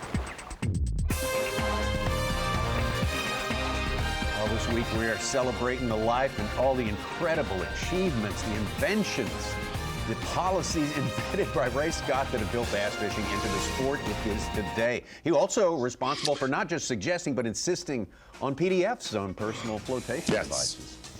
Absolutely right. And really, not only bass boats, Tommy Sanders, but across the board, a lot of our just modern boats in general, a lot of those things like a kill switch, the way things are modern boats, Ray Scott had a hand in a lot of that in some way, shape, or form. Here's our leaderboard as it stands right now, and Gerald Swindle having taken over the lead on his way to a century belt. You would have to think at this point, Brandon I would Polinick think so. Holding serve there in second place. Brandon Polinick doing what he can. Josh Strassner making a big move from outside the top 20 into third place. Let's get out onto the water. And Gerald Swindle is our story right now. And we've been here before. If you're on pace for 100 pounds after 2 days, that's an accomplishment. But oftentimes, day 3 is that important day if you fall and do not do it. He is the only angler currently, after a few hours, that's on pace for 100 after 3 days of competition, which is huge. He would need 22.4, which tomorrow is his worst to get bag 100. of the week. Yeah. Fish this side for a while, and then I'll go over there and throw back. I just kind of keep changing the angle. Doesn't help anything probably mentally, but sometimes it seems just that could trigger a few more bites. I'll just go from side to side, you know, just trying to stay patient, man. You just got to fish slow. You know, it's one of the things I noticed was when you're out here practicing, you see these guides and everybody, and even locals, they get on a point, man, they don't move. They just sit there all day, and I'm like, they sit there all day, but when you fish for a place for a while, you'll start seeing that they just waiting for the fish to start biting again. They don't live everywhere here. And if you find a place you caught some, you can go back and fish it again. You just sit there, because they're gonna come back. Hard to run around here between the timber, the rough water we've had, the amount of boat traffic. Running around is not a great game plan here unless you're Lee Livesey. You know every stick and every twig, and that's what he can do. But if you don't, like myself, you're better off just getting on a point that you caught some bass in and just grinding. I mean grinding, because there's going to be windows of opportunity to catch some here off and on all day. It's just a matter, can you fight off the boredom? You know, I mean, that's, in our world, it's action all day at practice. Felt like a bite right there. I can't tell if he still got, no, he didn't hold it. So it's, with all that action and moving around in practice, our goal is to cover as much water as we can, do all this. When then on tournament day, you go, you just stop. It's hard for me to do sometimes, is detune that 3 days of cover all of Lake Fork, look at everything here. But just what you got to do. You just got to make yourself slow down, and you have to realize, hey, I worked hard to find a spot that's got some fish on it, try to catch every one of them. Because there's no guarantee when I leave here that I'll be able to get on another spot all day by myself. So why take the chance? That's like trying to say, your wife packed you a peanut butter and jelly sandwich, but you thought you'd go to the vending machine and get one because it looked better. It may not taste better. You may get jaundice from it or something. The apple scoop or something. You just don't move. I'll throw this way for a while, then I'll throw that way for a while. And actually, they bit the best here on day 1, and I'm telling you, there was 4-footers coming over the front, and I fished off my knees and caught almost 30 pounds. So it's like, a weird thing was like maybe that wind's what kept triggering them big ones to keep coming out there and getting on that hard place and chasing them brim. I'm not saying I want to win again. Nobody misunderstand that. I'm just saying, I mean, this right here is about a Walmart shopping cart slammed down the street to CVS. I can tell you that.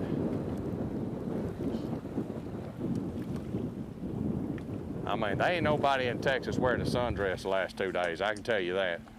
If they did, they better have some nice drawers on, because they're blowing up over your head. This place is crazy windy. Just dragging backwards on this point, I think. That looks nice. Stay open-minded, keep dragging it around. Brim beds all back there, too. Z, since Swindle is the only one currently on pace for 100 pounds with their day 3 catch included, he would be the 10th angler Get him fired to have multiple Century Club belts. More than one. Yeah, more than one, which I found out this morning he has one. Yes, thank you, sir. I mean, just break them up. I just Let me throw you a way down, shallower thought about that area that Gerald Swindle's on, fresh Tommy. fishing line is like a nice pair of underwear and a fresh pair of socks. I'm going to let him go. Yeah. Yeah. You don't know where he's going. We're into something here. We may have missed it. That little hard spot has a crown of bluegill beds around it, and obviously it has reloaded with big wolves every morning, 4 to 7 pounders. How bad would it suck to be one of those bluegill spawning on that spot? You picked the wrong neighborhood. I mean, you're in the reproductive cycle, and a bunch of elephants are trying to eat you. Just stomp you into the pavement. My detective from Austin yesterday, he was a little taken back by the good game coach. He was like, good God, what just happened? That's a good game. Good game. See, I You know you can't do that in the grocery store. They find that offensive to strike. Like 50 pounds off. But I mean, if you say somebody doing a good job shopping, just, good game, coach. Informing him that he was going to fish his 300th event with B.A.S.S. He says he's only 52. He says, "Gosh, I'm old." Look around these other guys, and he is. He gives a lot of knowledge to younger anglers who come and ask. Well, Gerald Swindle has been around bass fishing a long, long time.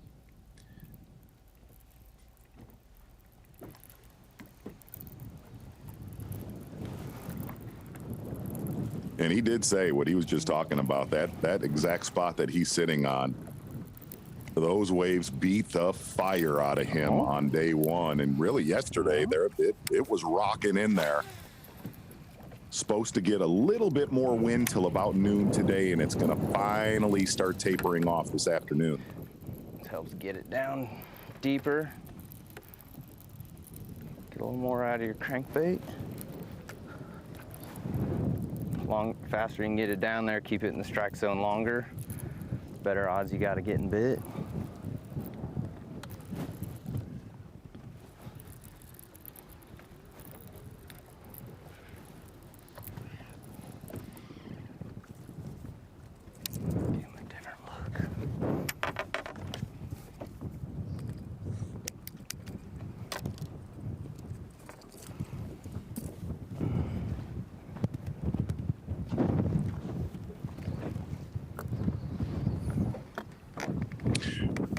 Taking a look at that hummingbird bird's eye view of Brandon Polinick fishing very close to the face of the dam. And we were talking to Brandon last night about that. And he said, look, a lot of these fish that have been funneling out to that small area that he's been sharing with Drew Cook, he said, every single, and all of our Texas anglers know this, every dam in the state of Texas has some sort of population of bass that just live there, stay there, spawn there. And he said, really, he only has one other spot besides this area that he's concentrating on early this morning so far. And it just, Ronnie, it doesn't feel like those big ones that obviously were here yesterday. A lot of 5 to 6 pounders have shown up yet on that small area. And you wonder if it's wind helped keep those fish there, and now that it's lightened up, they've moved on, but it's hard to track down these fish. It's not like a Tennessee River offshore ledge where they can slide down the ledge. They can go off into the abyss, suspend in the timber. One more note I wanted to make, Gerald Swindle, if he was to win this event, $100,000, he would jump into the top 10 all time for career bass winnings, over $2.3 million if he were to win today, or tomorrow. I think he'll probably keep going up that top 10. Yeah. Oh, no doubt about it. No doubt. Let's see. He's got some more in the tank. Gerald Swindle, the veteran, the celebrated veteran, in the lead right now. Brandon Polinick, an equally celebrated angler, about a half of the length of the career of Gerald Swindle. Josh Strassner, Mark Frazier, Shane Lehue, and Brian New. Chris Johnson, Hudnall, and Livesey waiting for his first fish. The Simms Bassmaster Elite at Lake Fork is sponsored by Minn Kota, Power Pole, Skeeter Boats, and by Rapala.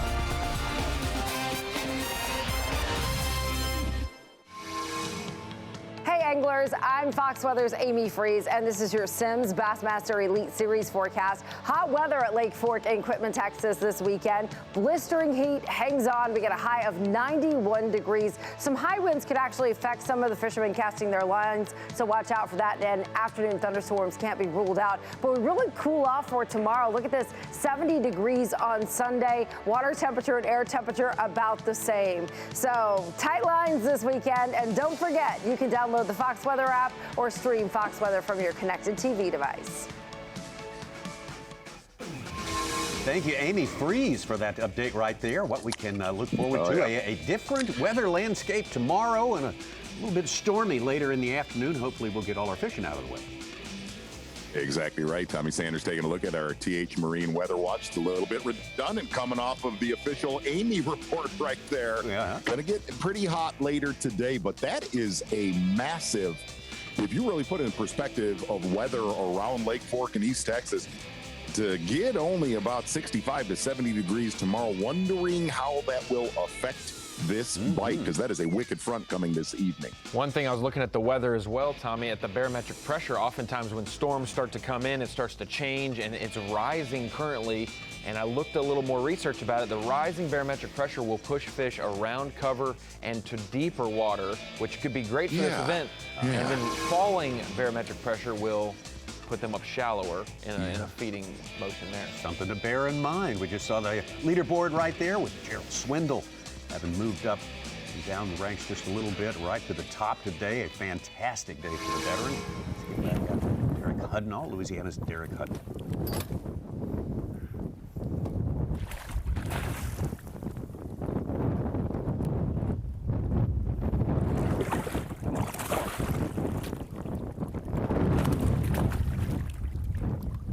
Oh, I thought he was bigger than that.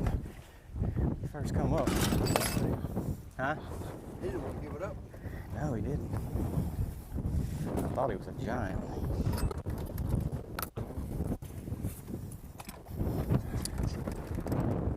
It's 3-something.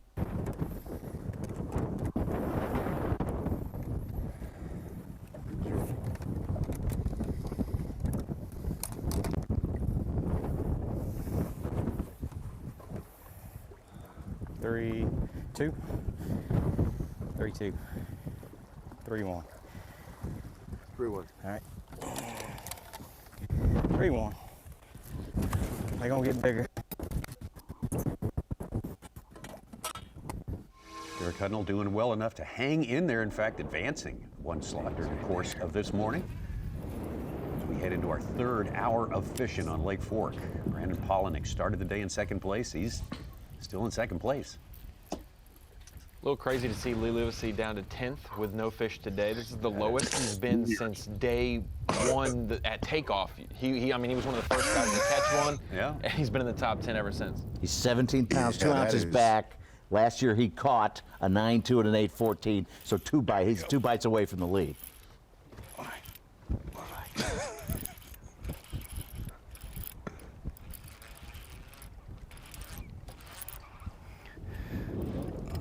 bass or? No, large out.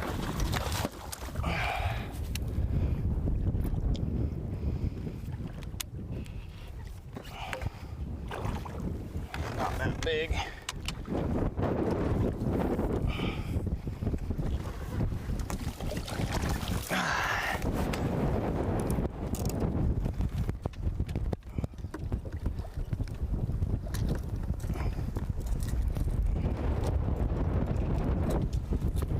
It should help us a little.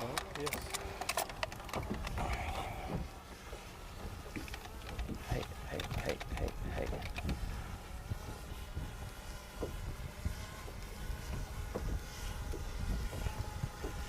Keeps wanting to go 310, but I know. Then it bouncing back.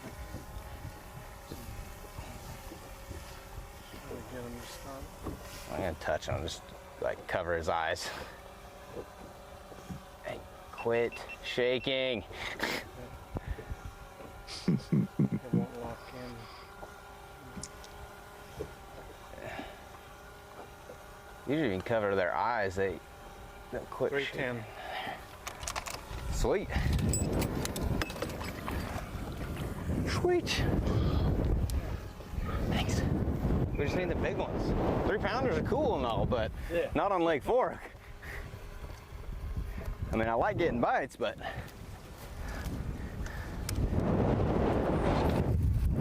about 3/4 of a pound.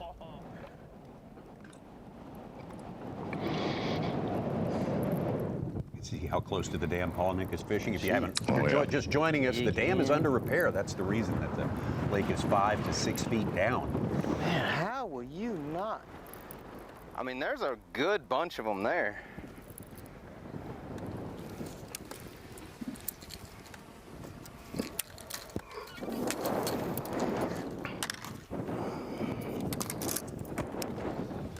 I haven't caught one on this yet this week. Seeing fish, getting a few bites, but not get a line up to see where they're at. Oh, where'd they go?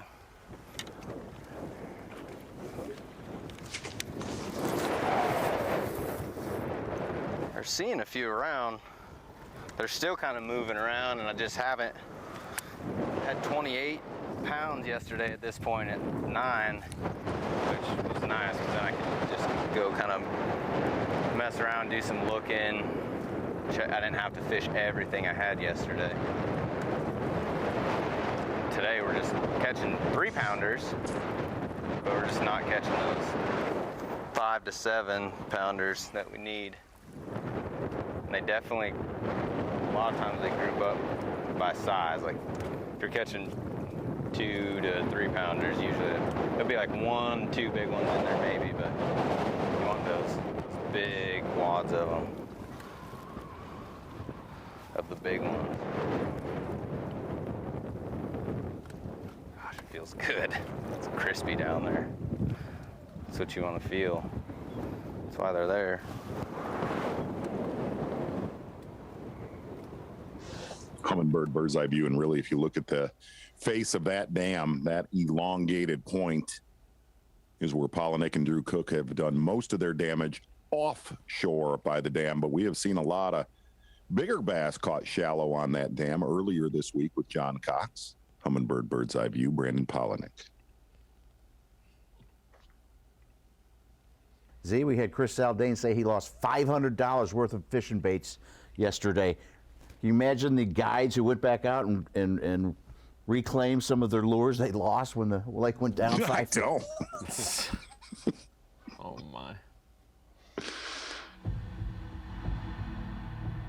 But somebody went out there and scrounged up some, found a few off the trees. dollars. Is that what you're saying, Serge? Catching them steady. Hasn't got into the real giants yet, but Derek Hudnall holding his spot there with consistency this morning. God, there they are.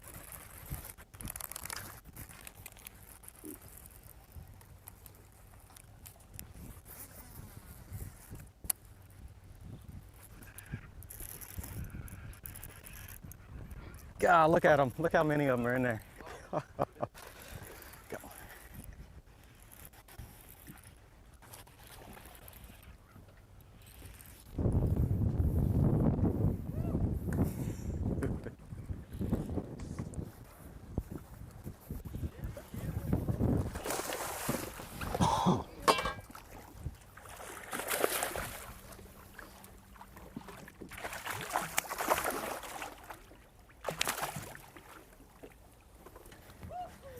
Woo!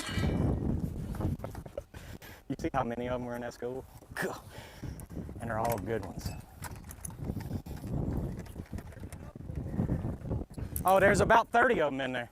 They just came up schooling.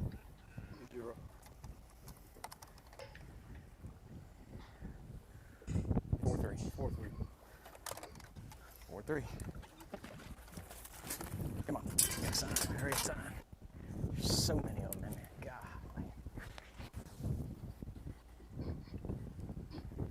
No, 3-2 on the bottom. Sir? 3-2 on the bottom. 3-2's my smallest now. Give me some more of that.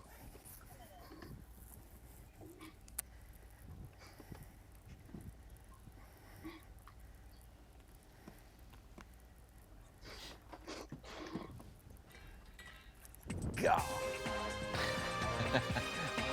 You can watch Bassmaster live time here. You can just walk out on the dock and bring some binoculars if you're a Lake Fork resident. Stand up there on top of where they keep the Christmas trees. Not a bad spot. Yeah. Gerald Swindle, he's our story so far. The other half of that story is Lee Livesey having dropped out of the top 10, our big-time leader over the first 2 days. Man, oh man, Brandon Polinick holding in there and all the rest. We got plenty more on the way. Whoa! Look at the size of that bass! Live coverage of the Sims Bassmaster Elite at Lake Fork is sponsored by Skeeter. Tomorrow on FS1, the NASCAR All-Star Race takes center stage as the best drivers on the planet battle for $1 million. It starts with the All-Star Open at 5:30 Eastern with the main event at 8, only on FS1 and the Fox Sports app. A real hotbed for sports activity in this part of the country, as we mentioned. There's our trophies right there. The Texas Motor Speedway. Look at that right there. All set up, the Texas Motor Speedway there. They're near Fort Worth in the Metroplex. Of course, we had our classic there, 2021 Classic, about a year ago, in June 2021. And yeah, what a great place, what a great sports town and area. And you can imagine, as you pointed out, the kind of pressure this place gets, being so close to so many people, Mark Jonas. Oh, yeah, a lot of festivities this weekend. Tommy, Fort Worth is just an awesome town. It is. Love that classic that we had there a couple of years ago. Taking a look at Lake Fork right here, and really, you nailed it, Tommy. The story of the day so far is Gerald Swindle, but the other one in the mix of that story, obviously, Lee Livesey with 0 bass. If you are just tuning in to Bassmaster Live here on FS1, getting back out on the water right now with Brandon Polinick. Talked about it, BMC on point. One of the things that Livesey was worried about in this tournament was squatters. Guys that just get in one spot and wait all day long for a school to fire. And that's kind of what we've seen so far today with the guys that have risen up the leaderboard. One of those right here, Brandon Polinick, basically holding serve from where he was at yesterday. Brandon Polinick with a limited bass, but as he said, his 5 to 6 pounders have been replaced today with a lot of, 3 to 3.5 pound fish.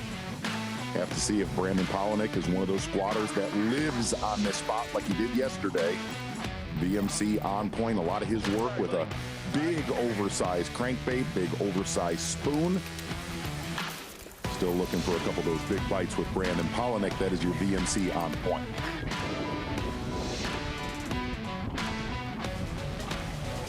Brandon gave us a look via his sonar at that squadron he was pointing at early today. That about a 12 bass. Hornet's nest. Yeah, a little hornet's nest, a little 12 bass hornet's nest. Raptor's den. Managing those. Not messing it up. That's a big part of the assignment here for these anglers. It's all on live. That was awesome. That's what you get for swimming under the boat. I don't think he's gonna help us. I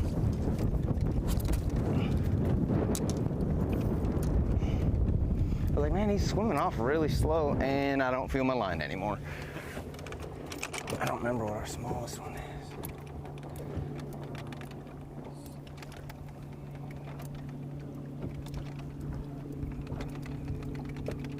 Probably 2.7. Between 2.6 and 2.9. Yeah, that's a pretty big difference between 2.6 and 2.9. Hey, block the light. Block the light. It's okay, little buddy. I don't think we're allowed to touch him, or else I'd just like calm him. You're not doing yourself any favors.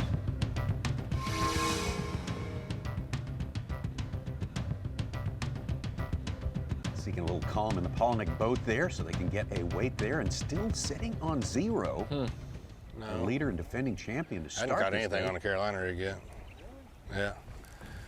Yeah, I caught a 5 something on the jig right here on this side. Remember, because I was missing a few of them at first. Did you catch it 7? Crankbait when I got on that side. I actually caught the 5 right here on the jig and missed a couple, and I picked up my crankbait and I threw in there, and I got that one hung up in the tree. And I went there and got it out, and then I changed angles and I sat there and caught them every cast for a little bit.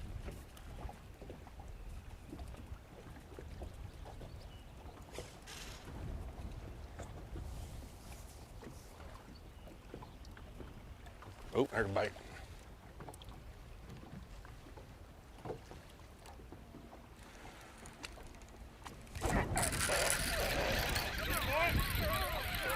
Little bitty.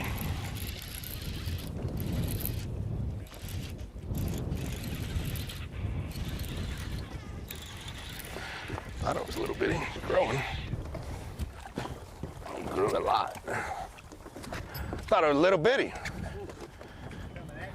Yeah.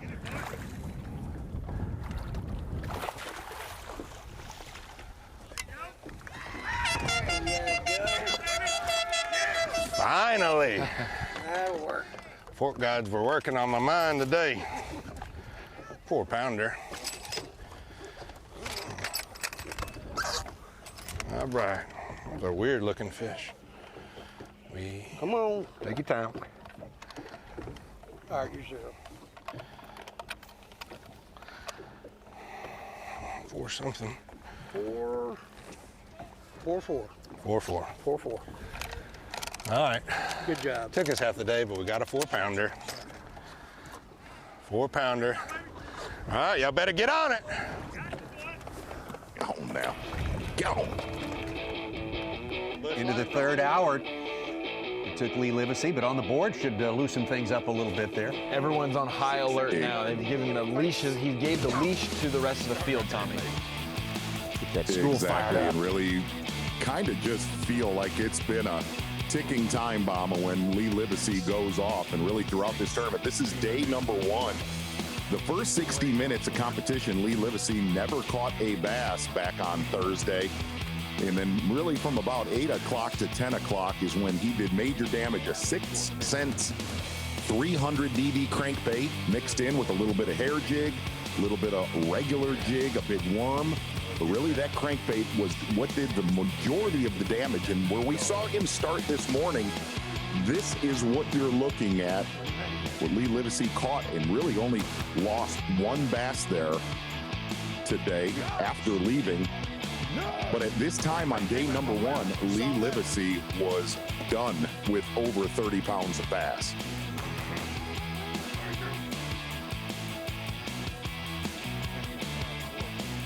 Lee is a guide here on Lake Fork, and of course he knows this place cover to cover.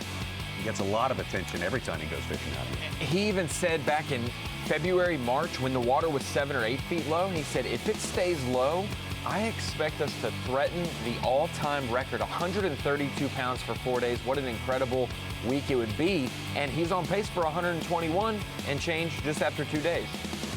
Exactly, and Livesey predicted that he thought it would go over 130 pounds. He needs to get to work today if we're going to get to 130 pounds. But really, right there, look at where he's fishing right there. That's where he's at right now. And that's where the majority of his damage came yesterday. Call it, Tommy, I'm going to say it was between 9:30 and about 11:30. But again, most of Lee Livesey's damage has been before noon on days 1 and 2. Of course, that was the opposite of the way he had it figured as the tournament started. He said, anything I catch in the morning will be just a bonus. I'm going to do my big work in the afternoon, but it has not turned out that way. Get back out to Lee Livesey live. He got me in that tree again for like a split second. I had a heart attack when it happened. I thought it was like a non-keeper. Like I almost let up, and it was just like, and I was like, I better keep reeling just in case.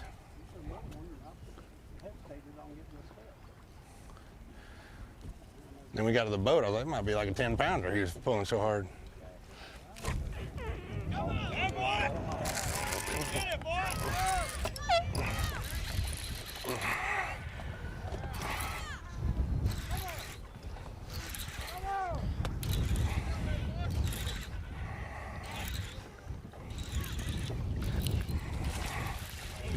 Can't tell how she's hooked. Oh, they're strong. No, he's not big. He's just mean. Yes. Yes. That's what I'm talking about. Some of that, baby. Put that bait fuel on her and cut her. Got him fired up now. That's a 6. 6'5", baby. He ain't that big. There you go, you're good. He's gonna be close to 6 though. 6'2". Well, yeah, 6'2". There you go. 6'2", number 2. We're getting it going. Good job. 17 pounds back, Tommy. Now he's only 6 pounds and change back. It happens that 2 swings of the bat. The vuvuzela's going. Absolutely. Yes. Not if, it was when with Lee Livesey today. Put that bait fuel on her and cut her. Got him fired up now.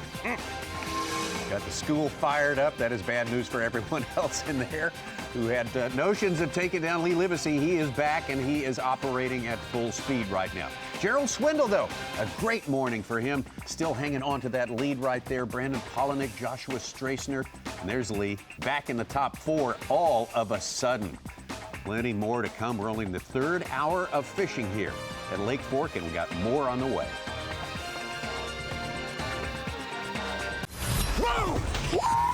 Look at the size of that bass!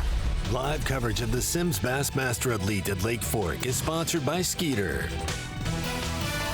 So great to have you with us on this Saturday morning at one of the truly great places on earth to do what we're witnessing today. Bass fishing at the highest level, trophy bass, seemingly nonstop throughout the course of this morning. Gerald Swindle making the big move, the veteran on top of that leaderboard right now. But Lee Livesey, the guy trying to repeat, trying to win year after year here at his home lake of Lake Fork. And a very, very slow start for him today, but he is back in business now. We'll give you a little context and just show you with our Jack Link's Hook of the Beast some of what he's been able to do so far here. Yeah, that's fine.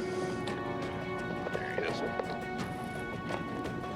Fish right here for Lee Livesey, Jack Link's Hook the Beast. Well, he did that yesterday on the exact spot he's sitting right now with this giant. Jack Link's Hook the Beast with Lee Livesey. 7-11. 7-11. That's why you come to Lake Fork right there, baby. Pick you up a 6-inch 300 DD, go to work. 7-11, yeah, nice to have. Yeah. Although not uncommon here on Lake Fork, it's that great. The fishing here, again, great to have you with us to see this spectacle we've been witnessing so far today, but wondering what had happened to Lee Livesey. Well, we're not wondering anymore. That's over. Out of those trees, I'd rather pull one off than break one off. So, good start. Need some more. Need to find us a new group today is what we need to find. We're going to have to win for sure.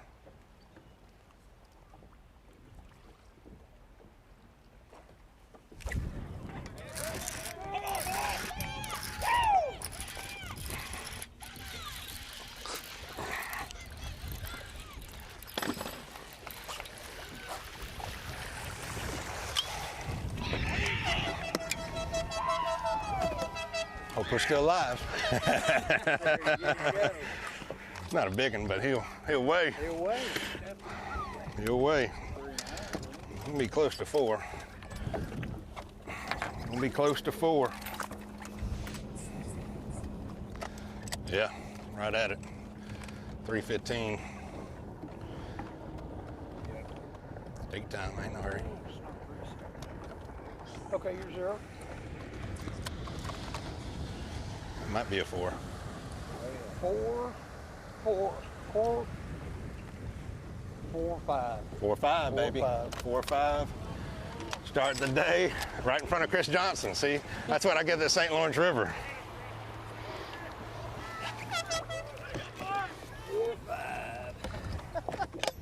4-5. That's awesome. I get plenty from him at the St. Lawrence River, trust me.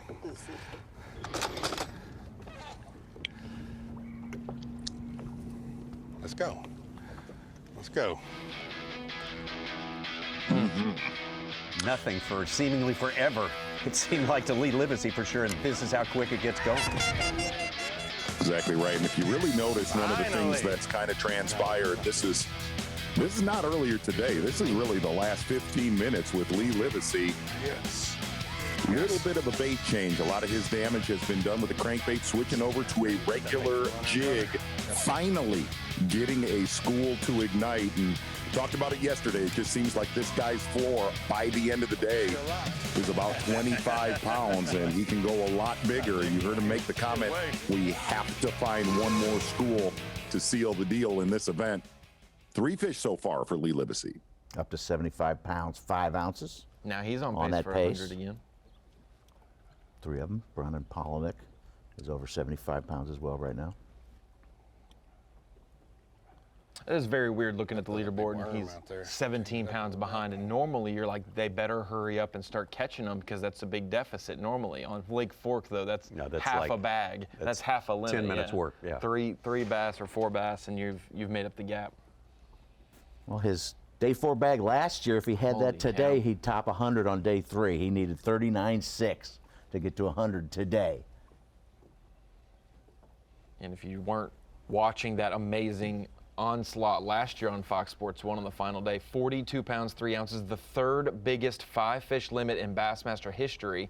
And honestly, we thought by the end of the day he'd catch one more 9-pounder or so and break the record, and probably break the record. Right. And he was kind of mad that he left that on the table. So he needed a 10-14 though, Ron. That's a big ask. Yeah.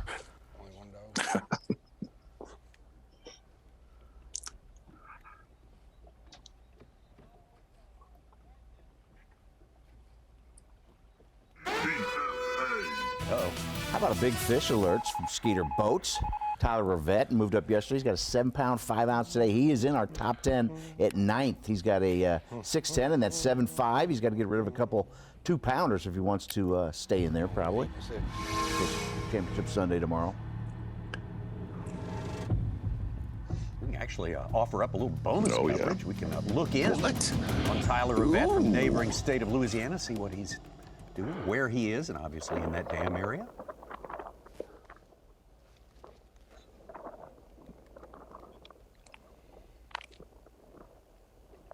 Like big one that just came in. Yesterday he had a good one too, right? 8-pounder at the final minutes of fishing. Yeah, that helped him get in. He had a tough day actually, and that 8-pounder helped keep him in the contention to fish there today. It is. So B&W trailer hitches on the line. Nice over right there for Tyler Rivette. Another one of the anglers really concentrating on the dam area of Lake Fork. Which is kind of out of his comfort zone, if we're being honest. We would expect him, if he's doing well, to be maybe up the west branch of this place, you know, where it's traditionally shallower and maybe some more cover. There's not much left to punch, though, is there? He loves punching. Yeah, exactly.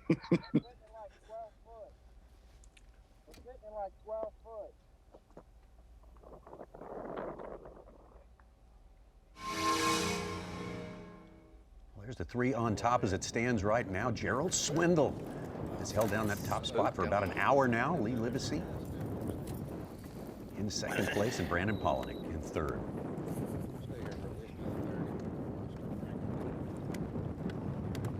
We're still seeing fish, but we're just not getting the bites. Slowed down a little bit. If it keeps slowing down.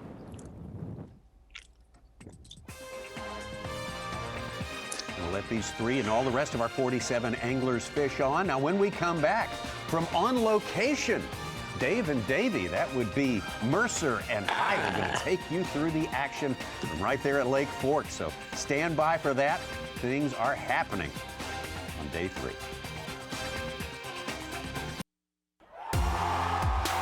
Ray could sell snow cones to Eskimos. He was one of the greatest salesmen, which benefited all of us because he sold the sport more than anything else. It was his foresight to put together that TV show and do it where people could enjoy it without being out on the water watching us fish. He got to film every tournament, show the champion, promote the champion, and promote bass. In every respect of fishing, professional or for fun, Ray Scott built what it is today. Every person that puts a lure in the water owes a little bit of gratitude to Ray Scott today.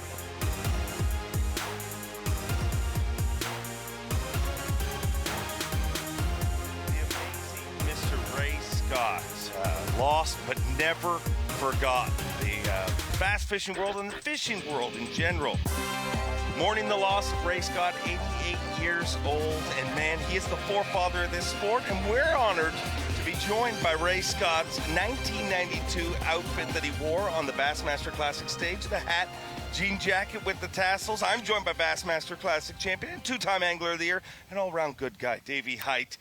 Ray Scott, man, you'll hear it all weekend long, but it almost feels like it's still not strong enough what he did for this sport. Yeah, I mean, we get paid to talk, but words can't even describe what Ray Scott has done for fishing, let alone tournament fishing. He started the sport and brought it along so well, and so many people owe everything. The Guido Dion Hipton, the Stella Hipton, the Rick Klein, I would have never even met all those people had it not been for Ray Scott.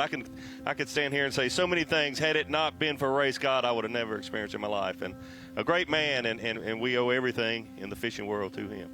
Obviously the founder of Bass, but the founder of so many things, catch and release specifically. Yes. I mean, at one time, it was almost frowned upon to catch. People said that could never happen, the kill switch. So many different things he brought to this sport that will be a legacy that lives multiple lifetimes. And, when you can touch that many people, when you can be a person that many of our anglers, we're working it out, less than 10 of our anglers ever got to weigh in with Ray. Yeah. And all of them feel the impact from him. When you can impact generations after you, you have really been a difference maker. And Ray Scott is the chicken that laid the egg. Those two right there, Ray Scott and Bob Cobb, employee number 1 and number 2.